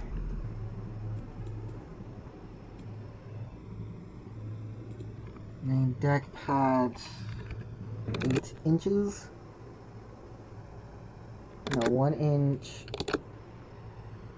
at the ends in the flat middle. Jesus Christ.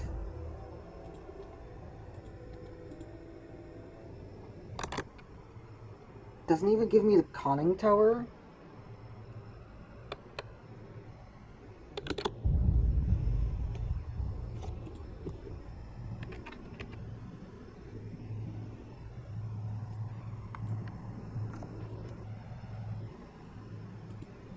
I'm just gonna go with 2.5 because that is just ridiculous.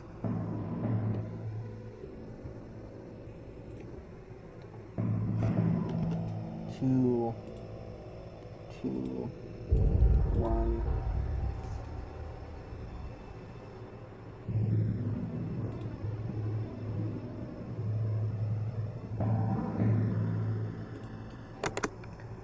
range was atrocious. Yep.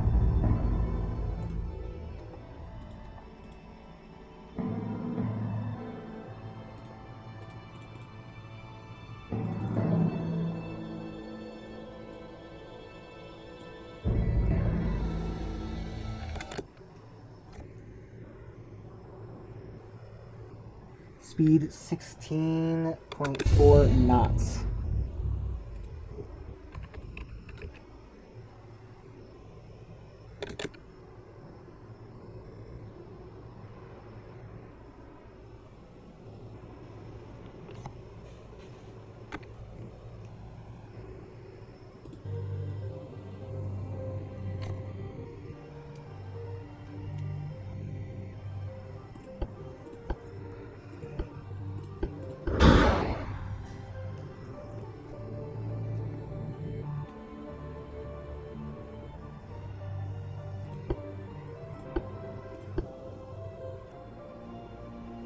Okay.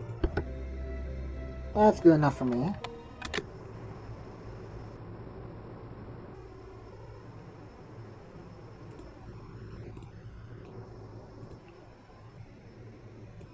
Then next year, okay. This will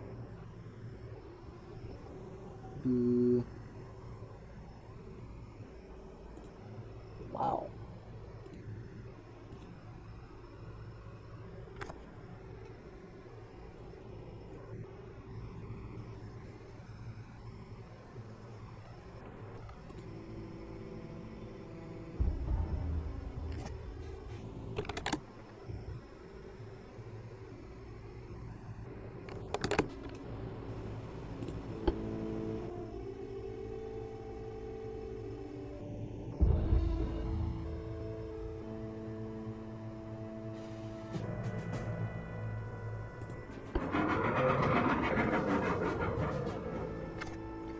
Copy that over once again because everything besides the Brooklyn was here before the Indiana.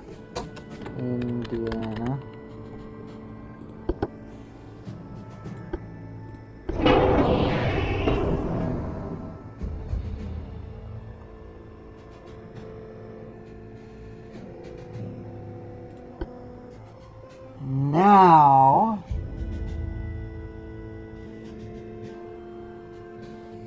I suppose I can do this for the Columbia.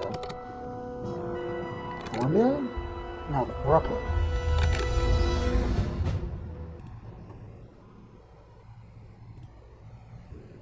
Yeah, the Brooklyn was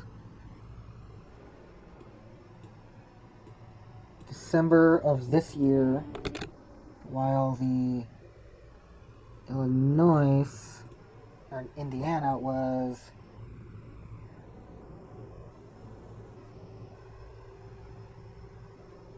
July of this year at the very least. So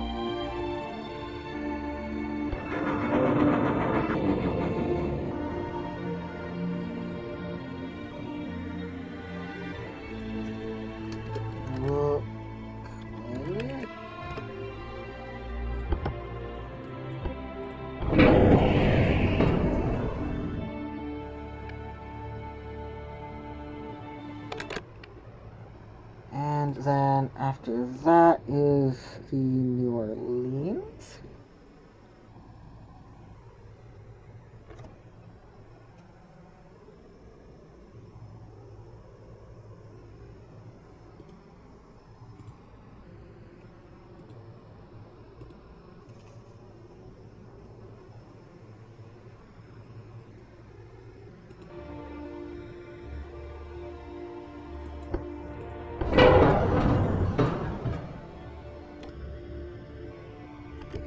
The New Orleans come before.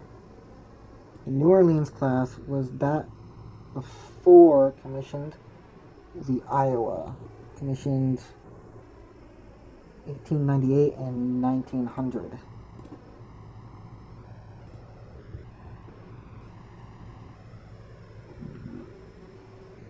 No. June 1897. And February 1897.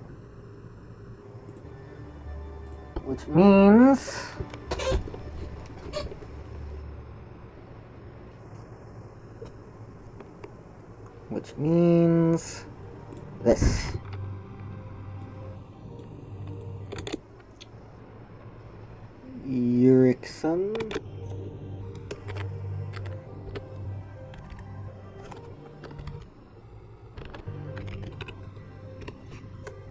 Ericsson.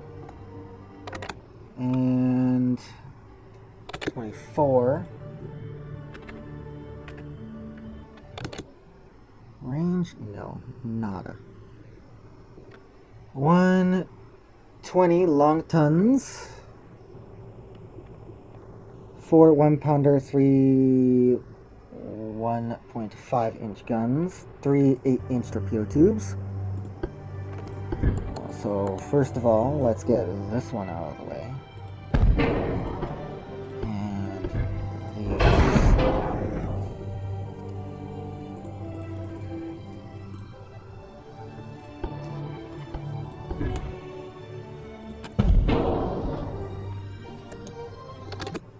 Then, okay.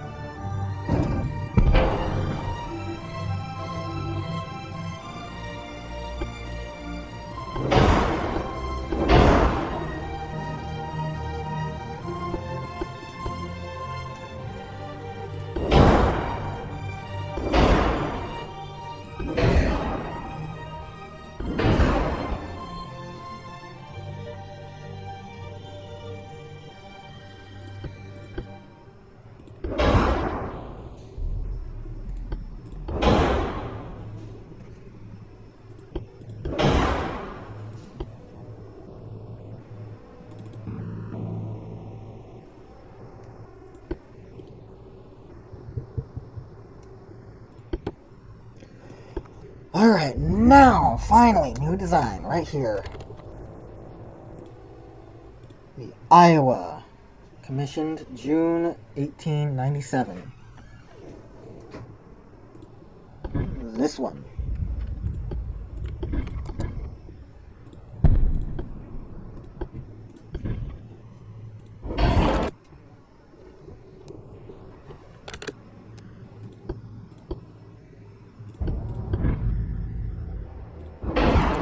Guns.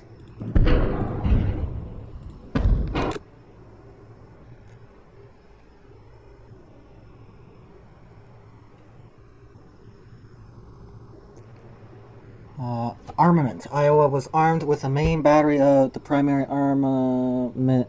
The primary armament was supported by a secondary battery of 8 8-inch 35 caliber guns that were carried in 4 twin-gun wing turrets. 2 were placed on either side of the ship abreast of the funnels. Since the 12-inch guns had a long reloading time, the 8-inch guns were incorporated to increase the number of weapons that could defeat light armor. The 8-inch guns were the Mark IV version, which had a rate of fire of 1 shot per minute. They had a muzzle velocity of 2,000. Where's the other ones? 6 4-inch 40 caliber quick firing guns, rounding out the secondary battery. These were intended to use their high rate of fire, coupled with high explosive shells, to damage unarmored parts of enemy warships. 4 of these were placed in individual casemates in the forecastle deck. 2 in sponsons in the bow, and the other 2 located amidships. The remaining 2 guns were in open shield mounts on the aft superstructure, firing over the rear main battery turret.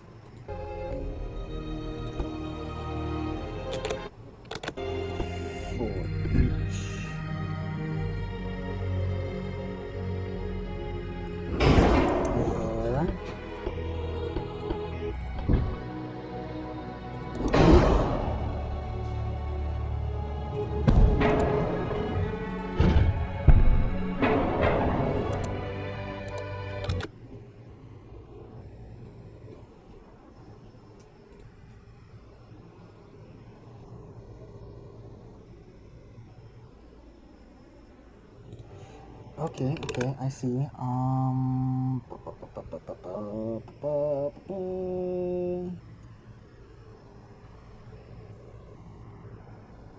2 there, 2 there, 1 there.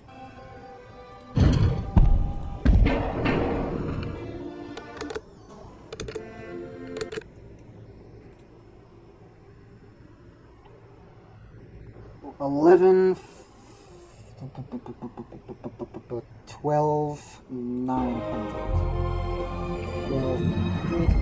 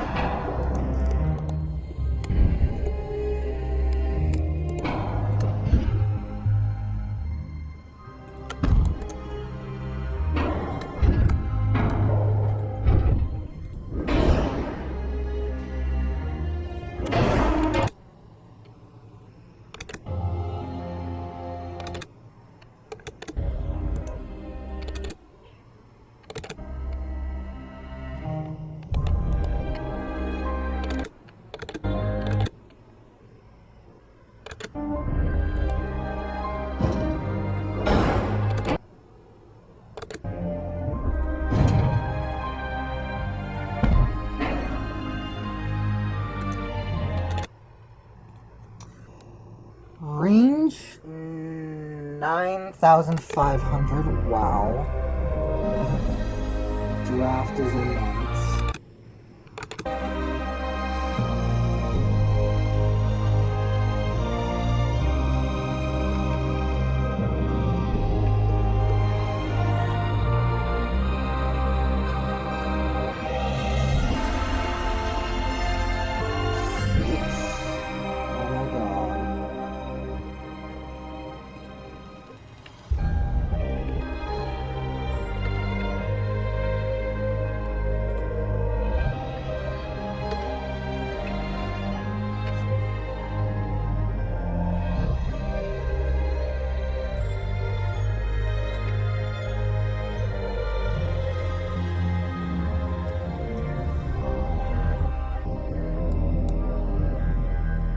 What the fuck?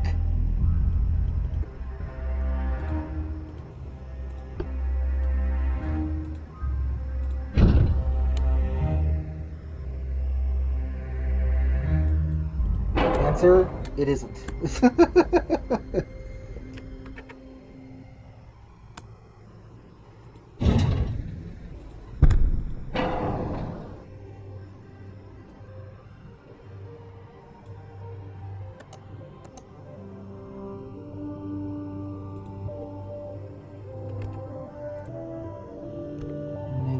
-2, -4, -3.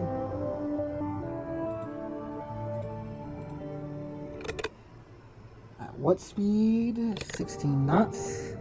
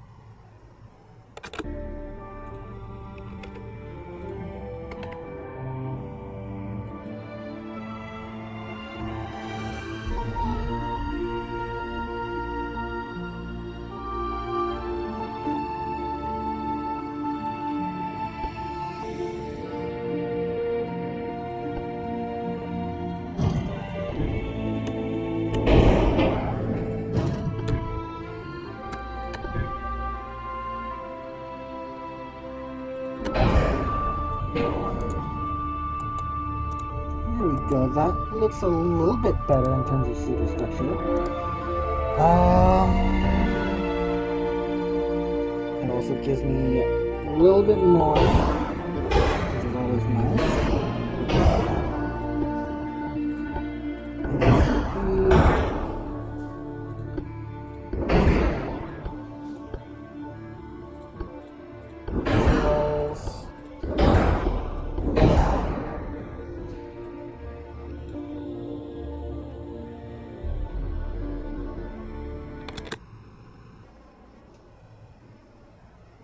Six 26-pounder guns, which are the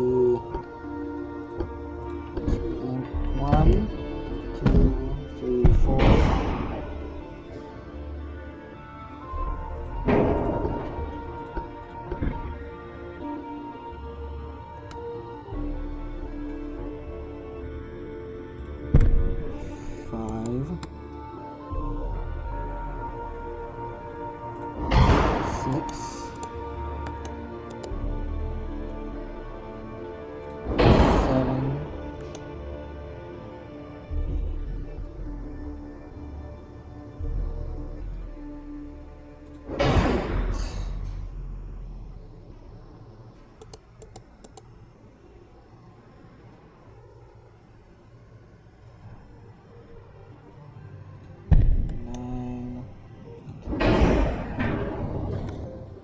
Right?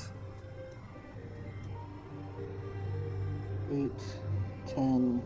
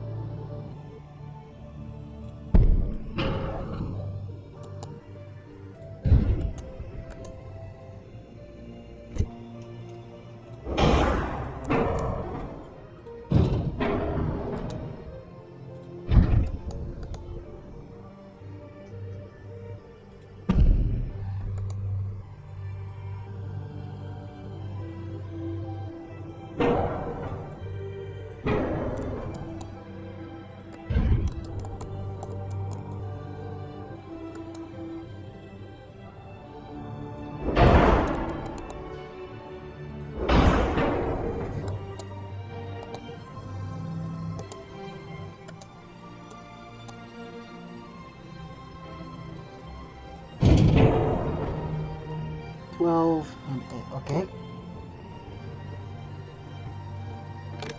Torpedo tubes, 2, 14-inch.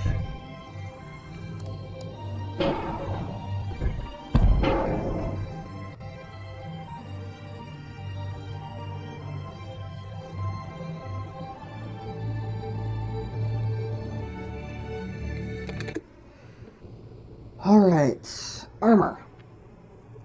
Iowa was protected with Harvey armor, which was fabricated with a new type of process that produced steel that was significantly stronger than traditional compound armor. The main armor belt was 14 inches thick in the central portion.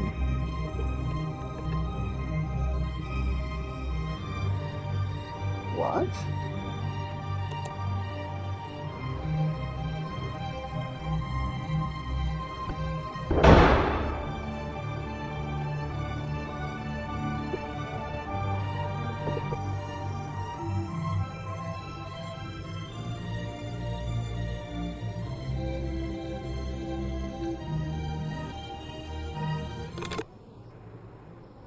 14 inches thick in the central portion where it was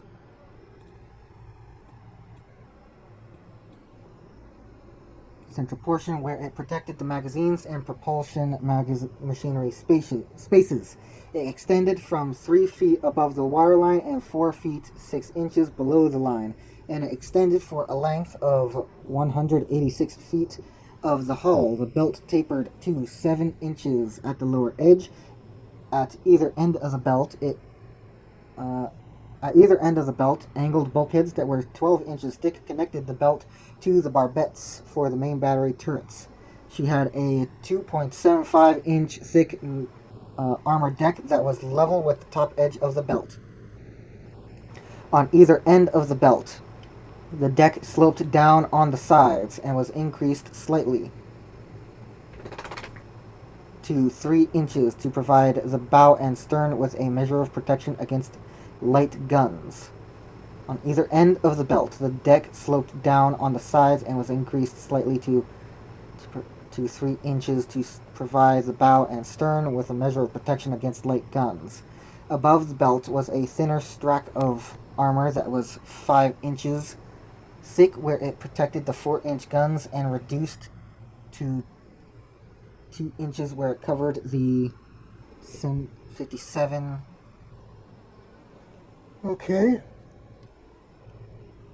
57mm and 37mm guns.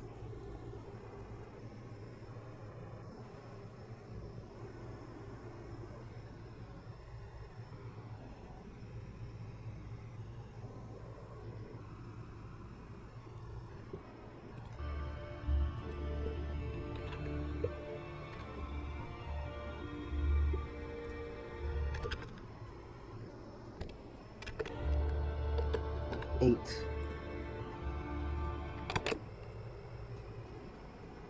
Uh, 10-inch conning tower.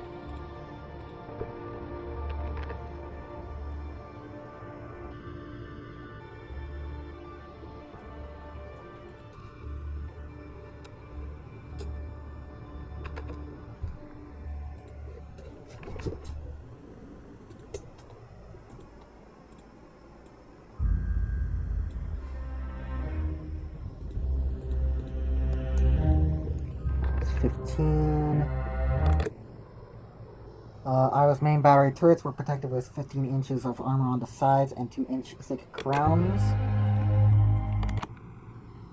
The rears of the turrets were 17 inches thick, with the greater weight being used to balance the turret.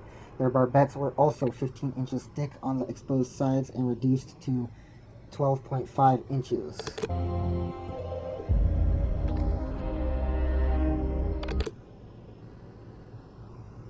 Secondary turrets had 8 inches on the outboard sides and 6 inches on the inboard sides where they were less vulnerable. They also had 2-inch roofs. Their barbettes were 8 inches thick. The conning tower had 10 inches. 8,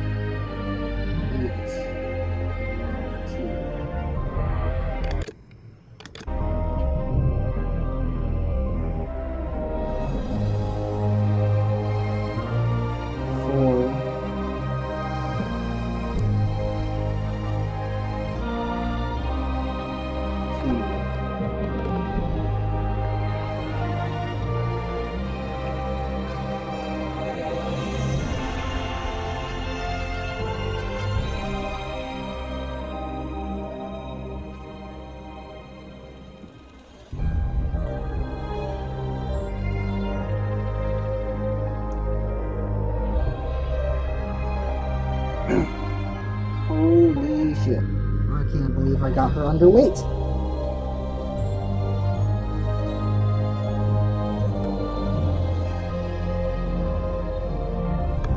So technically, this would be the inner deck because that was the top edge of the belt. And the belt only went to like halfway up the ship. Then it was 5 inches, and then above that was 2 inches.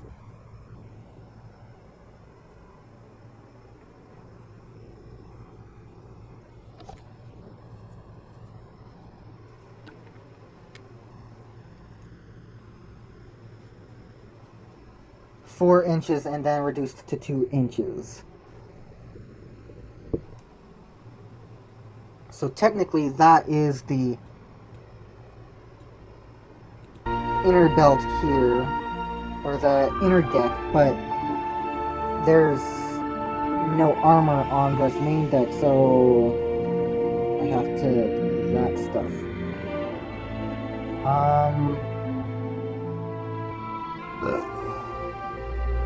As for all this armor,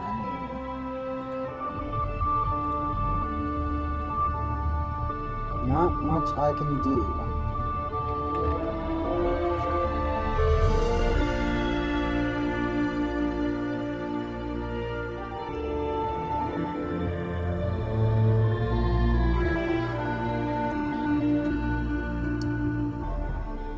Oh, what was the caliber of her guns? 35 caliber. 35 caliber. Okay, good. And this is Iowa.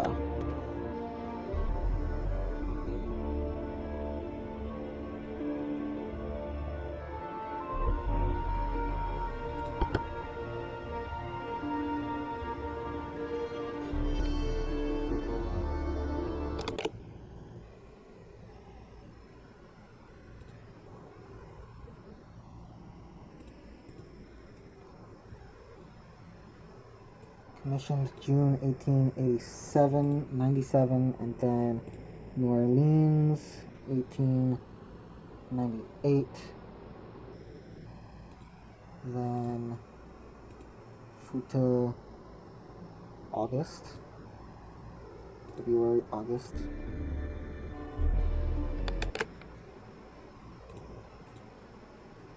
June.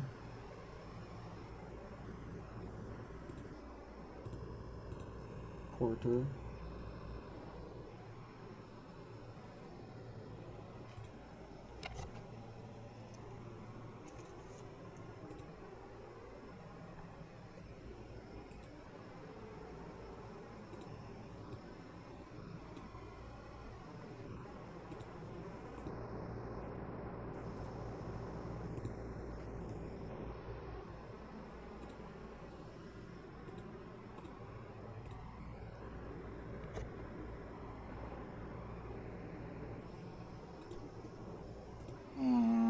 When was Kearsarge?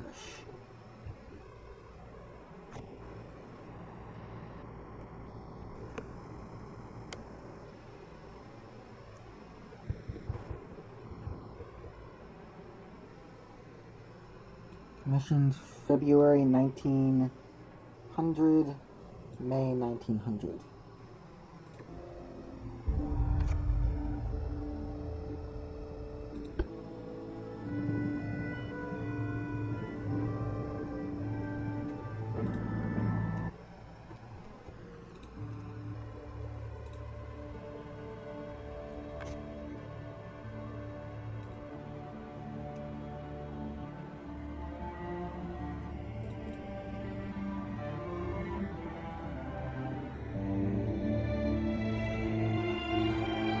Columbia built 2 of them. Denver built like 5 of them, I think. Completed 6.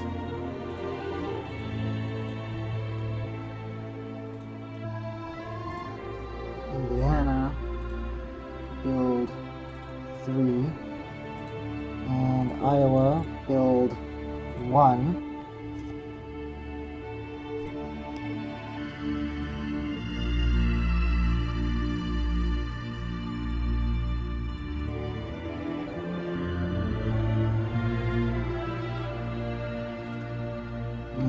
New design.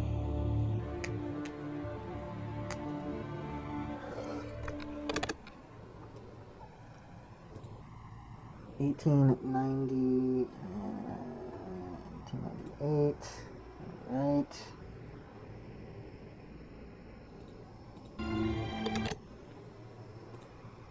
Plus Pennsylvania's 1905.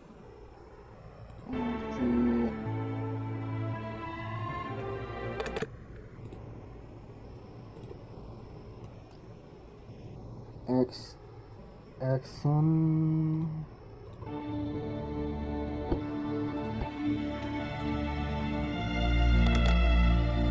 Funta and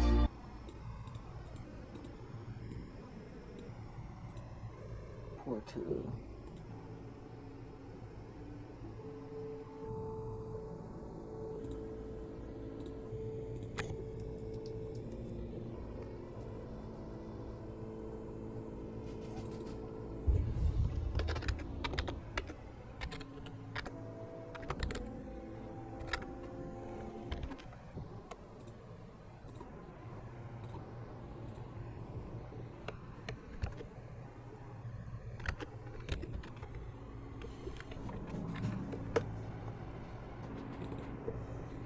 Oregon.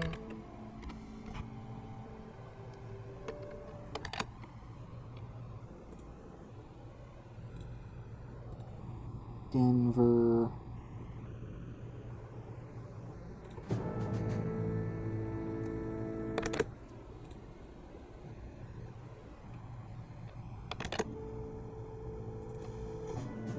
USS Columbia C-12.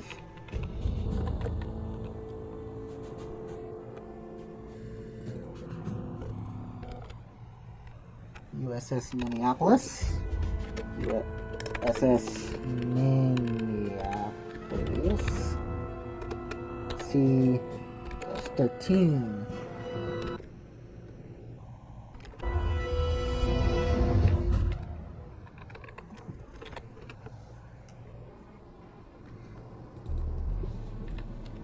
USS Denver.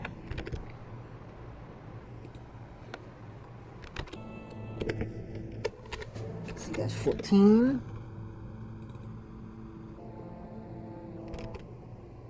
USS Des Moines is C-15.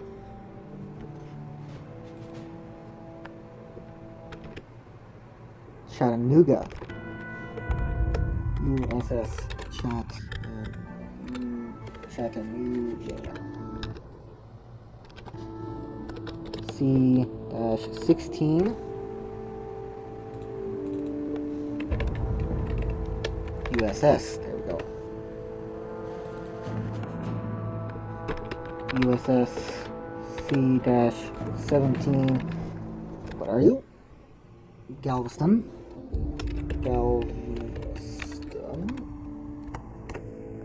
Galveston? No.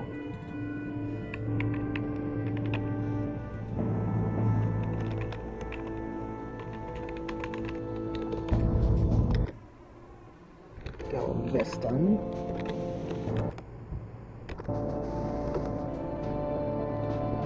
USS Cleveland. C-19.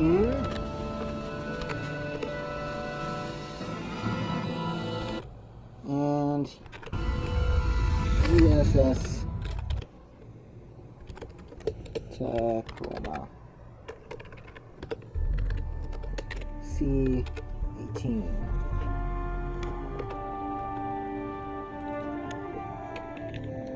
USS Indiana. BB-1. USS Massachusetts. BB-2. USS Oregon.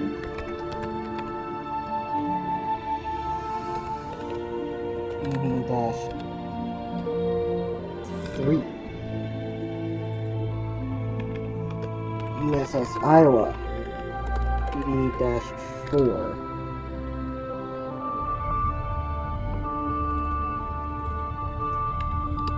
USS Erickson, TB-2.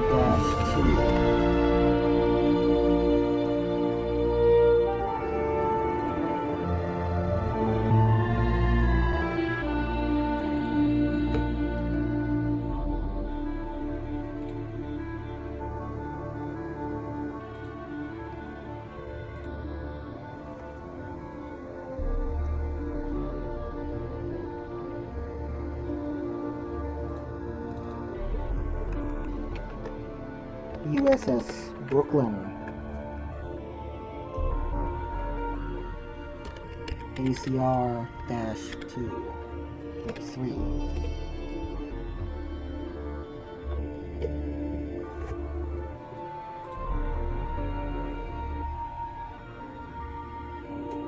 San Francisco.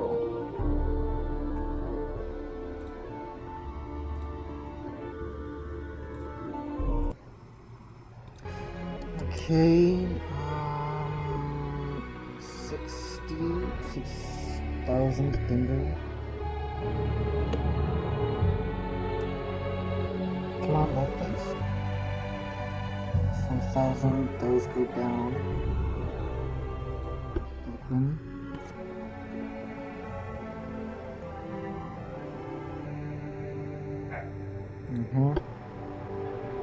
San Francisco. Norfolk, Miami,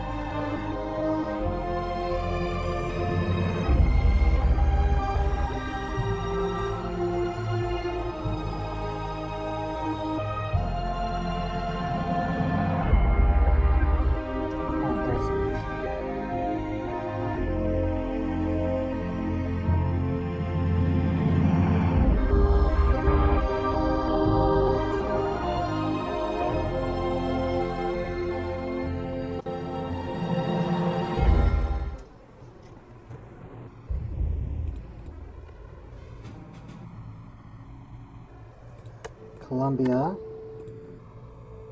Norfolk, Brooklyn, San Francisco, Denver's,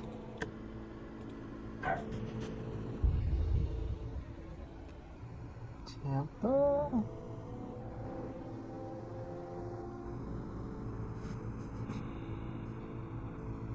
yes, Tampa, Iowa,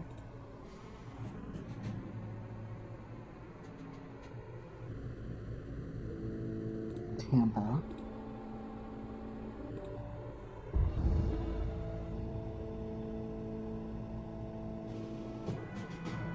Pensacola,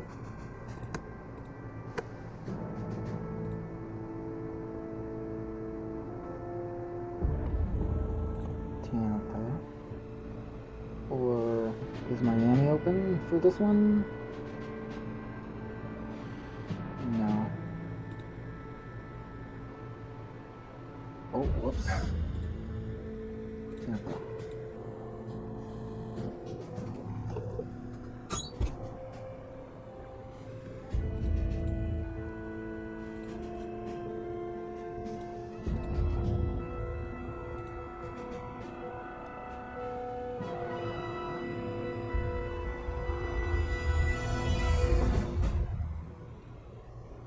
Indiana, Brooklyn, Erickson, Iowa. Indiana, Iowa, Erickson.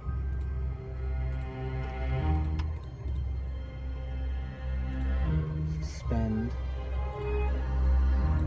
Suspend. Suspend. Suspend. Okay.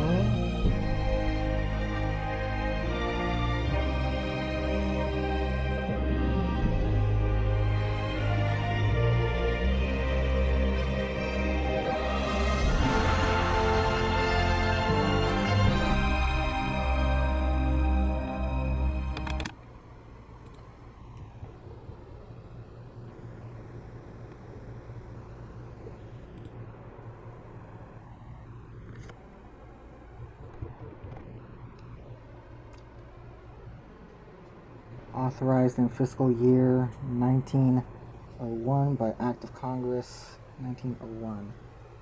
What about Pennsylvania's?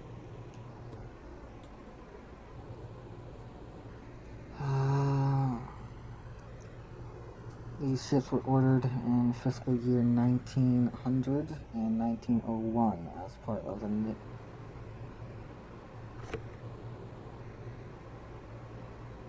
ACR 4 to ACR 6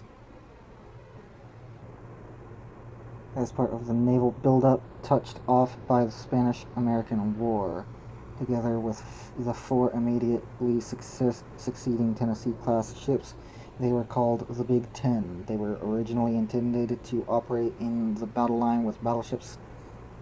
However, their role was changing even as they entered service. The 1904 report of the Navy's Bureau of Navigation examined the results of the Russo-Japanese War, noted that the work of the armored cruisers was auxiliary to that of the battleships, and they can serve with battleships, but they can never take their place.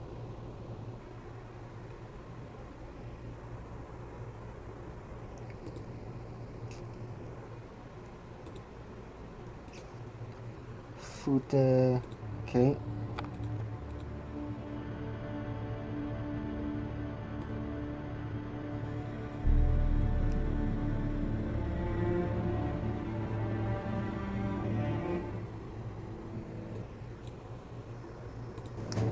Actually, you know what?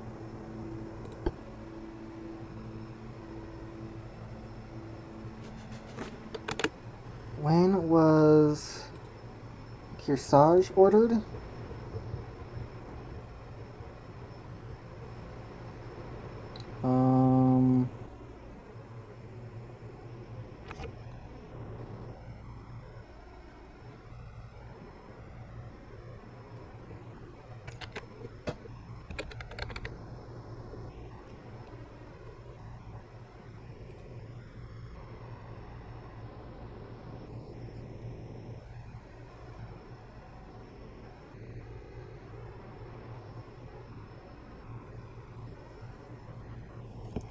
Following the authorization of the battleship Iowa, the United States Navy failed to order new vessels in 1893 and 1894. This was in part the result of an economic depression in 1893 that reduced naval budgets, and also the views of new Secretary of the Navy Hillary A. Herbert, who had opposed fleets of expensive battleships earlier in the decade. Nevertheless, the Bureau of Construction and Repair continued to work on new designs, and by 1893, Herbert had been convinced by Alfred Thayer Mahan's seminal work, The Influence of Sea Power Upon History, in his requested budget for 1893, Herbert requested Congress appropriate funds for at least one new battleship. Congress delayed until 1895, when it authorized funding for two ships that were to become the Kearsarge class by the act of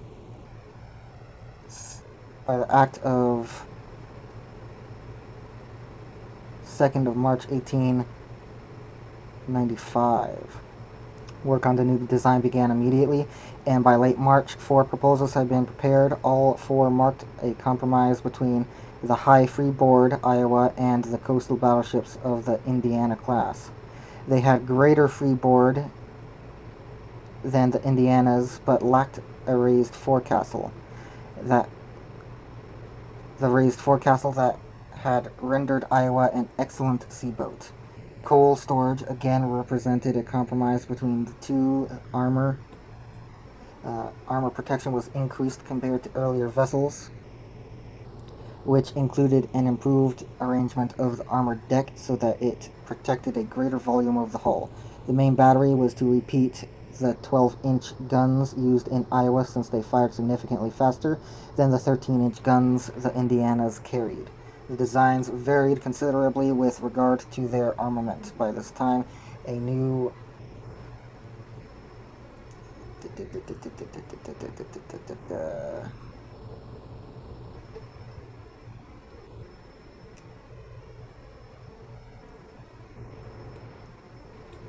June 1896. March 1898. Commissioned February 1900 and 15th of May 1900.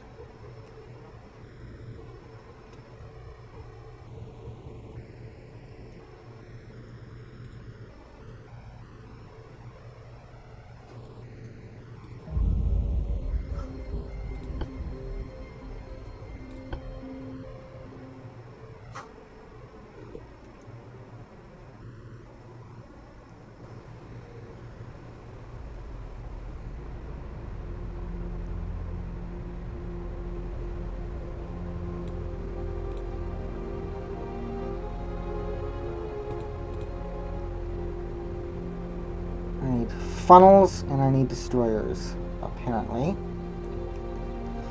Because, oh, let me show you. I keep failing to switch. I need funnels, advanced medium funnels. I need more, and I need destroyers. I need the destroyer torpedo boat.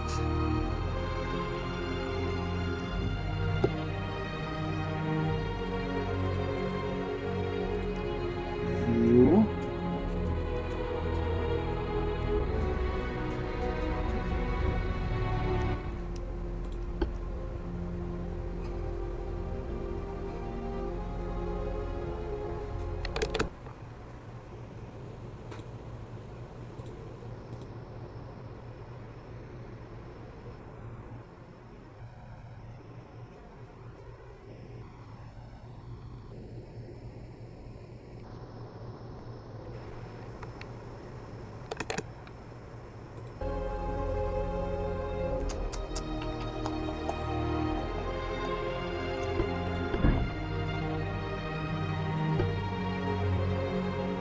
What is this hull, by the way? I mean, I sort of get it. It's supposed to be a Kearsarge hull. But it's like, okay.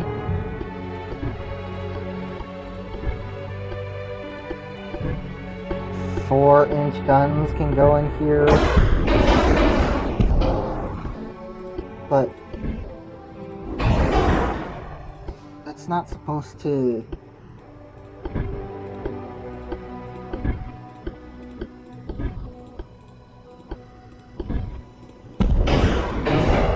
not what the Kearsarge was all about. Especially this. I mean, I just read it out, didn't I? Kearsarge.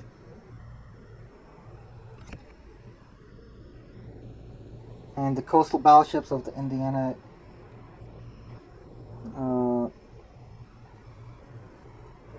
They had a greater freeboard than the Indianas, but lacked the raised forecastle that rendered Iowa an excellent seaboat. But lacked the forecastle. What do the Iowas have? This forecastle right here. It's in the front. It extends practically all the way to the rear, but that's a forecastle. This? What is this? That's now a forecastle. It lacks a forecastle. This shouldn't exist. Yet it does. Instead, you have to use this hull. And you can't use this hull either because it's the same deal. You have to use this hull or this hull. And, of course, if you're looking at the pictures... Kearsarge, USS Iowa, 4 BB5, Kearsarge BB5.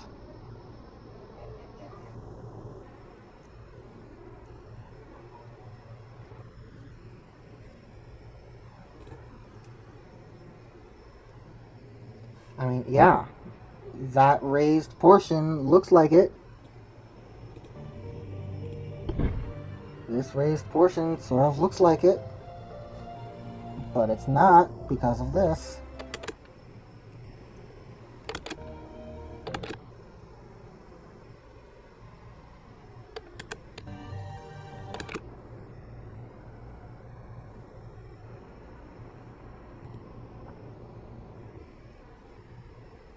about Illinois?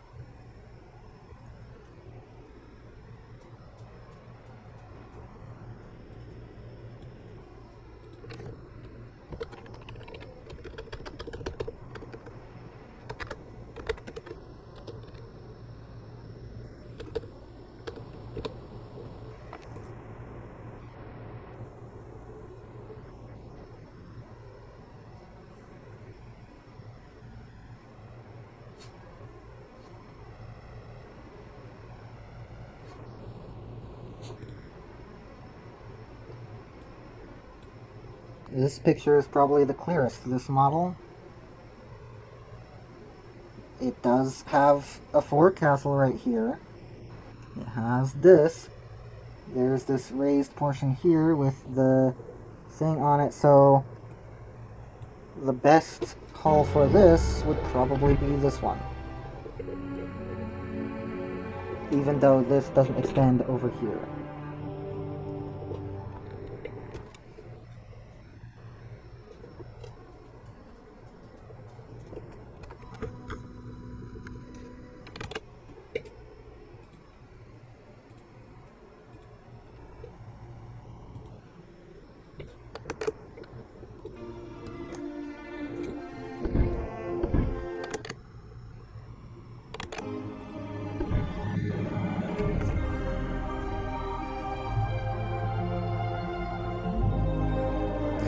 Alright, well, let's get done what we can get done. So, torpedo boats. We've got the Futa class waiting for us and the Pulse class waiting for us. So, Futa, displacement all the way down, draft.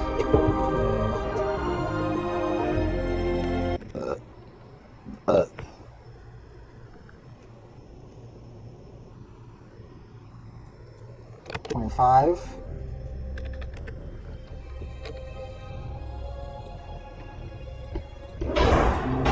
Reduced. 3 1-pounder, alright. 3, okay.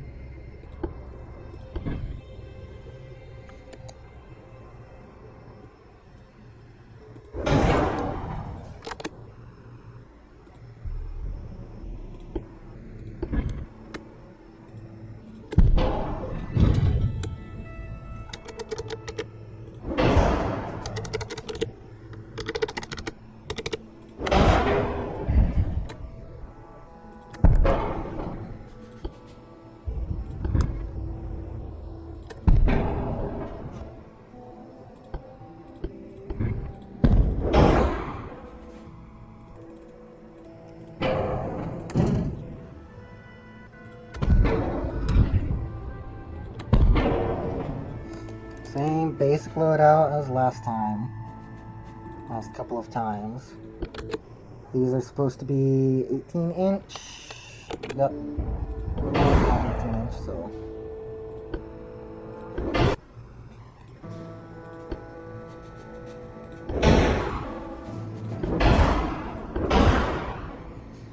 Max piercing as much as it freaking can.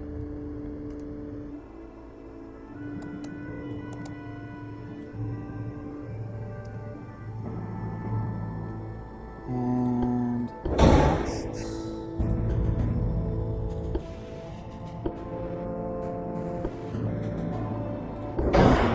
These things just explode on their own anyway, so whatever.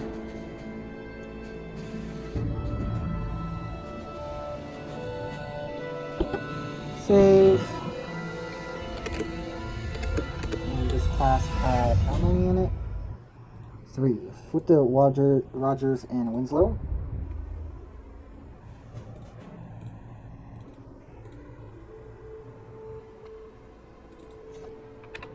USS Futa. TB-3.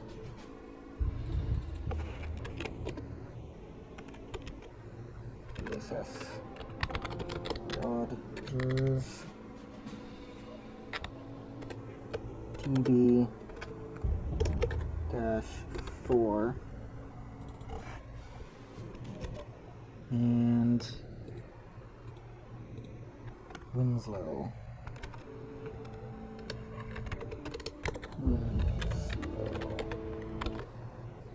No, not Winslow. Winslow.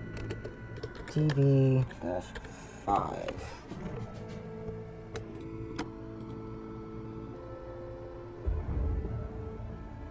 Pensacola.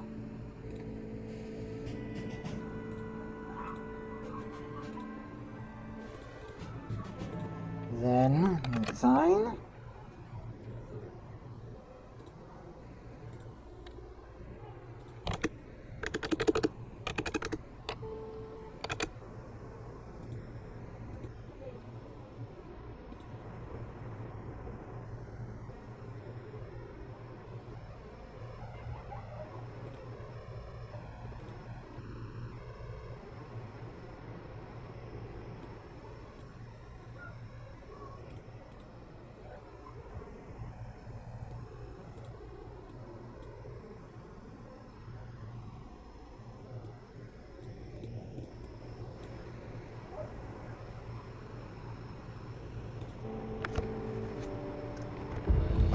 Alright, Porter. Porter? No. Porter.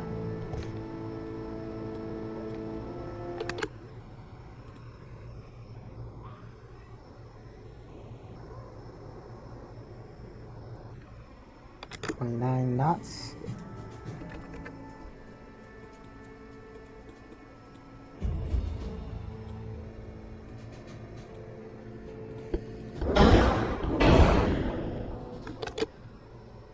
Armament for 1.5.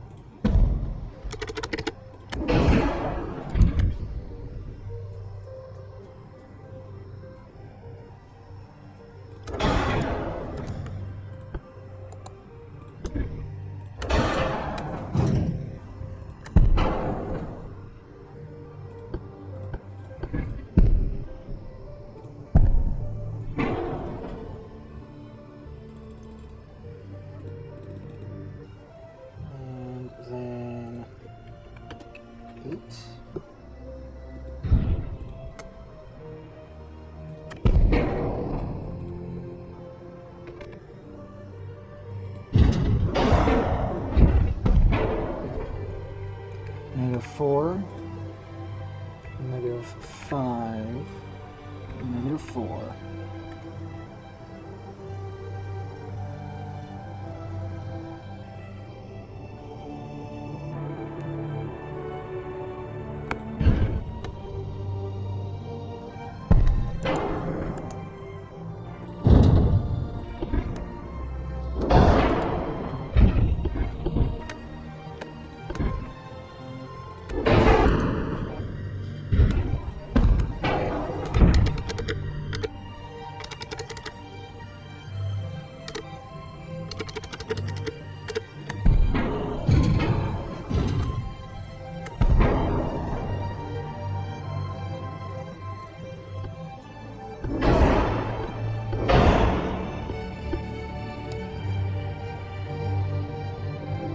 Wait, ship overweight? What?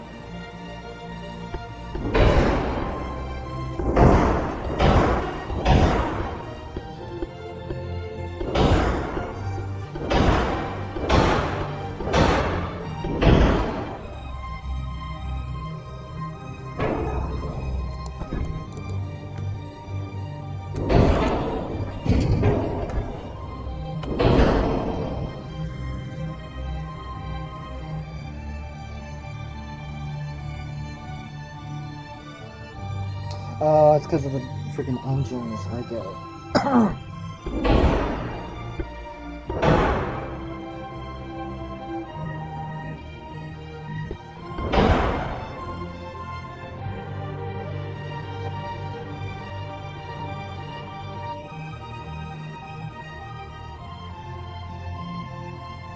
Jesus! What more do you want?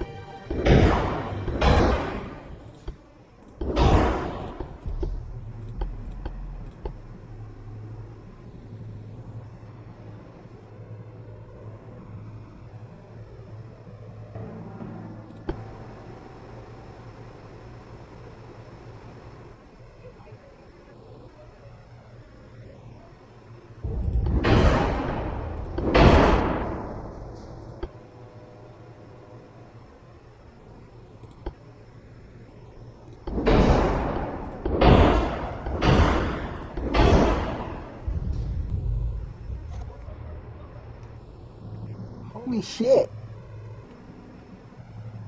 29 knots, that's what I get for it?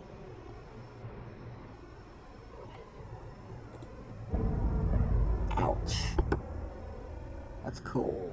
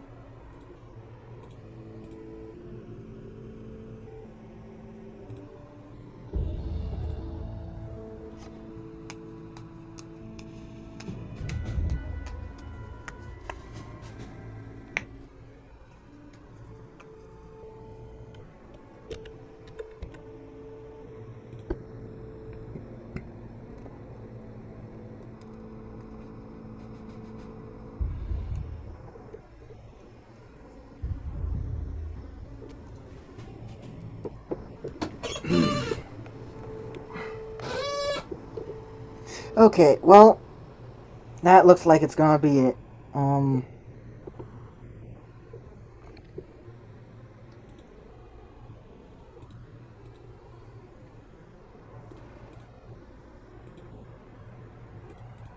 That's like 5, 6, 7, 8, 9 hours of footage of me just catching up to where I was.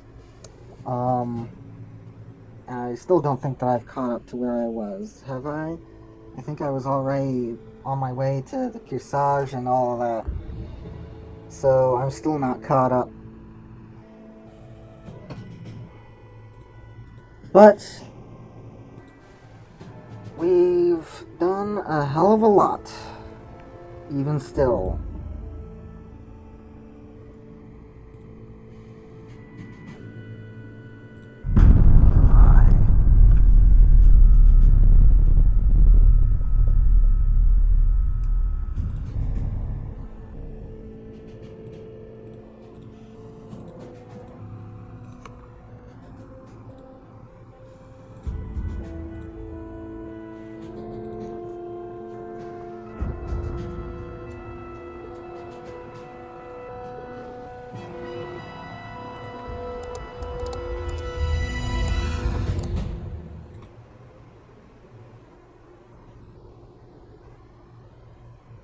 Ooh, it tells you the range there. Awesome. Baltimore and Chicago can go to Philadelphia. Olympia can go to Philadelphia.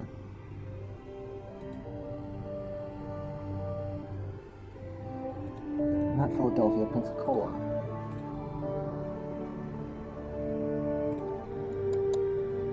Have I been pointing ships in Philadelphia?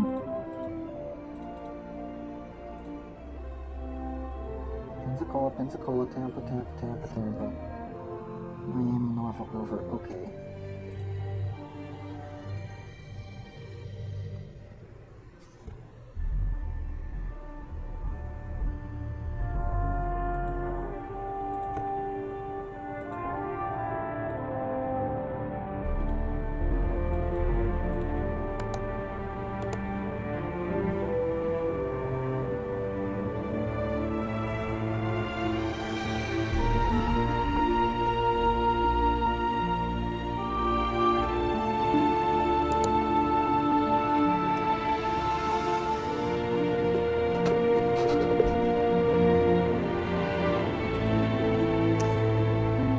Baltics. Yeesh. Spain wants to come after me. September.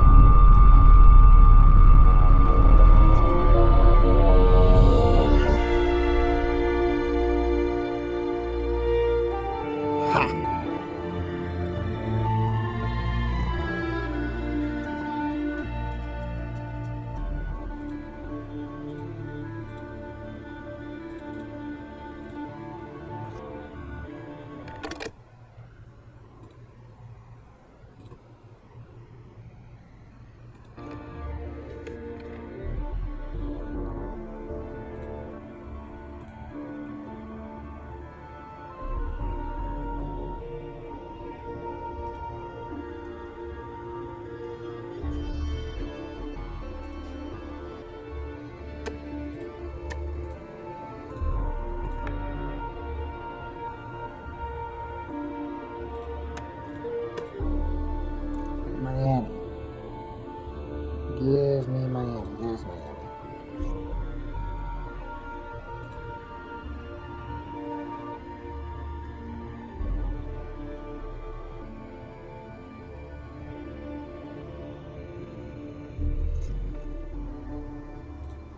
Status suspended.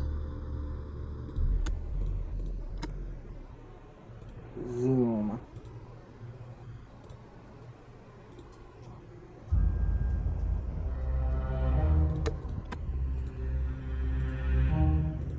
Nice.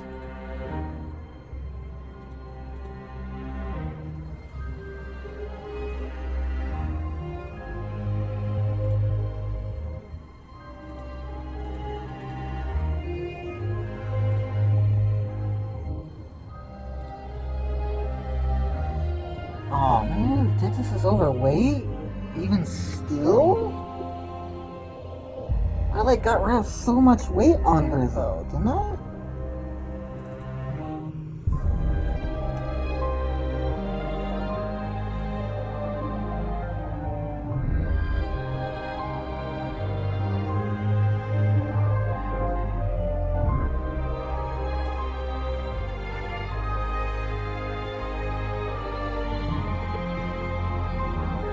Olympia.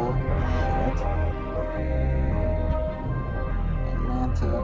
Ouch. Boston. Ouch. Charleston. Chicago.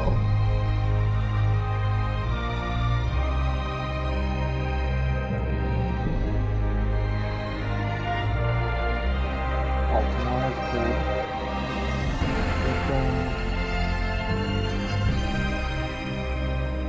Chicago.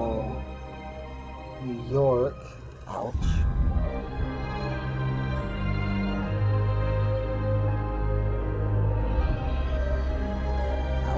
Cincinnati,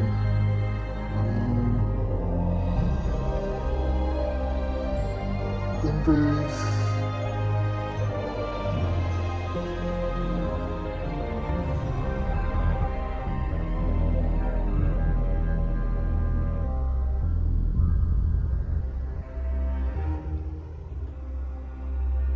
Montgomery, Detroit, Marblehead, Philadelphia.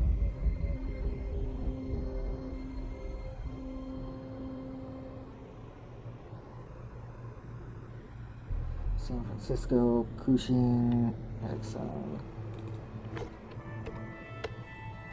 USS Porter, torpedo boat 6. USS DuPont.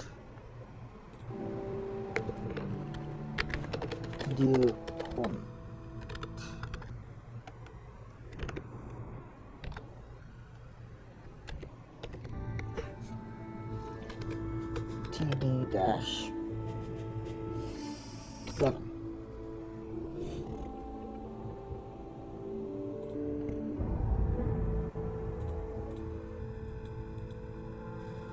Argentina and Romania. Yeesh.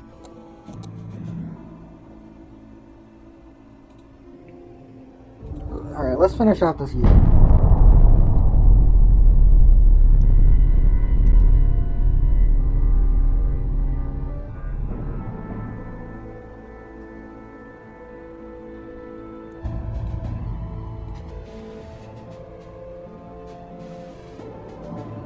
Sure.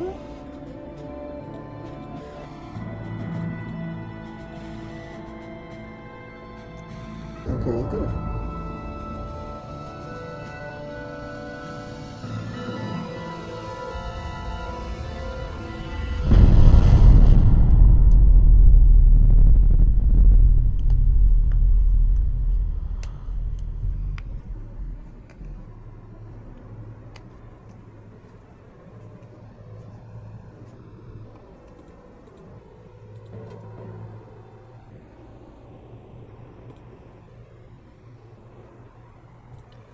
Design, new design. We got new funnels. Double funnels. Double funnels, double funnels, double funnels.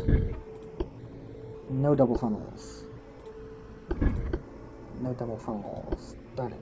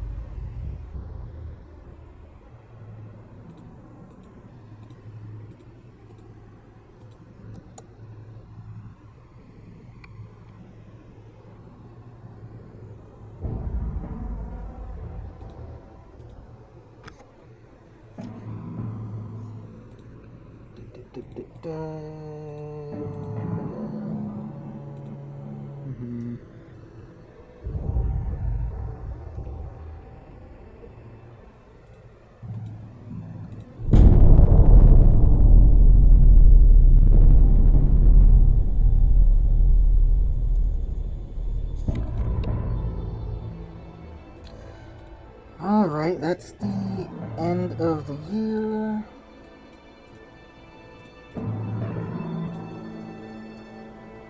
More medium funnels.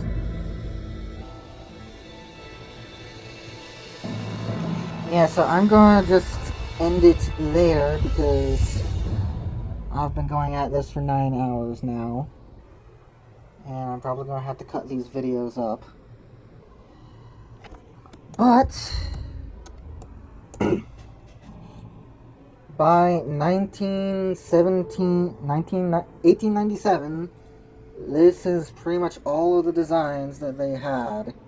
I mean, discount the refits, but all of the designs that they had, all the ships that they had.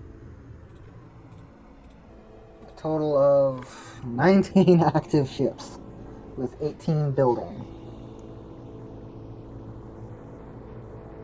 Yeah, considering all of this, the US had a freaking lot under construction.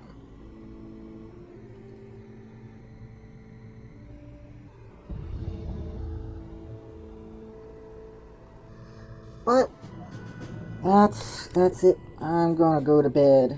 It's the main menu. Have a nice day, everyone. And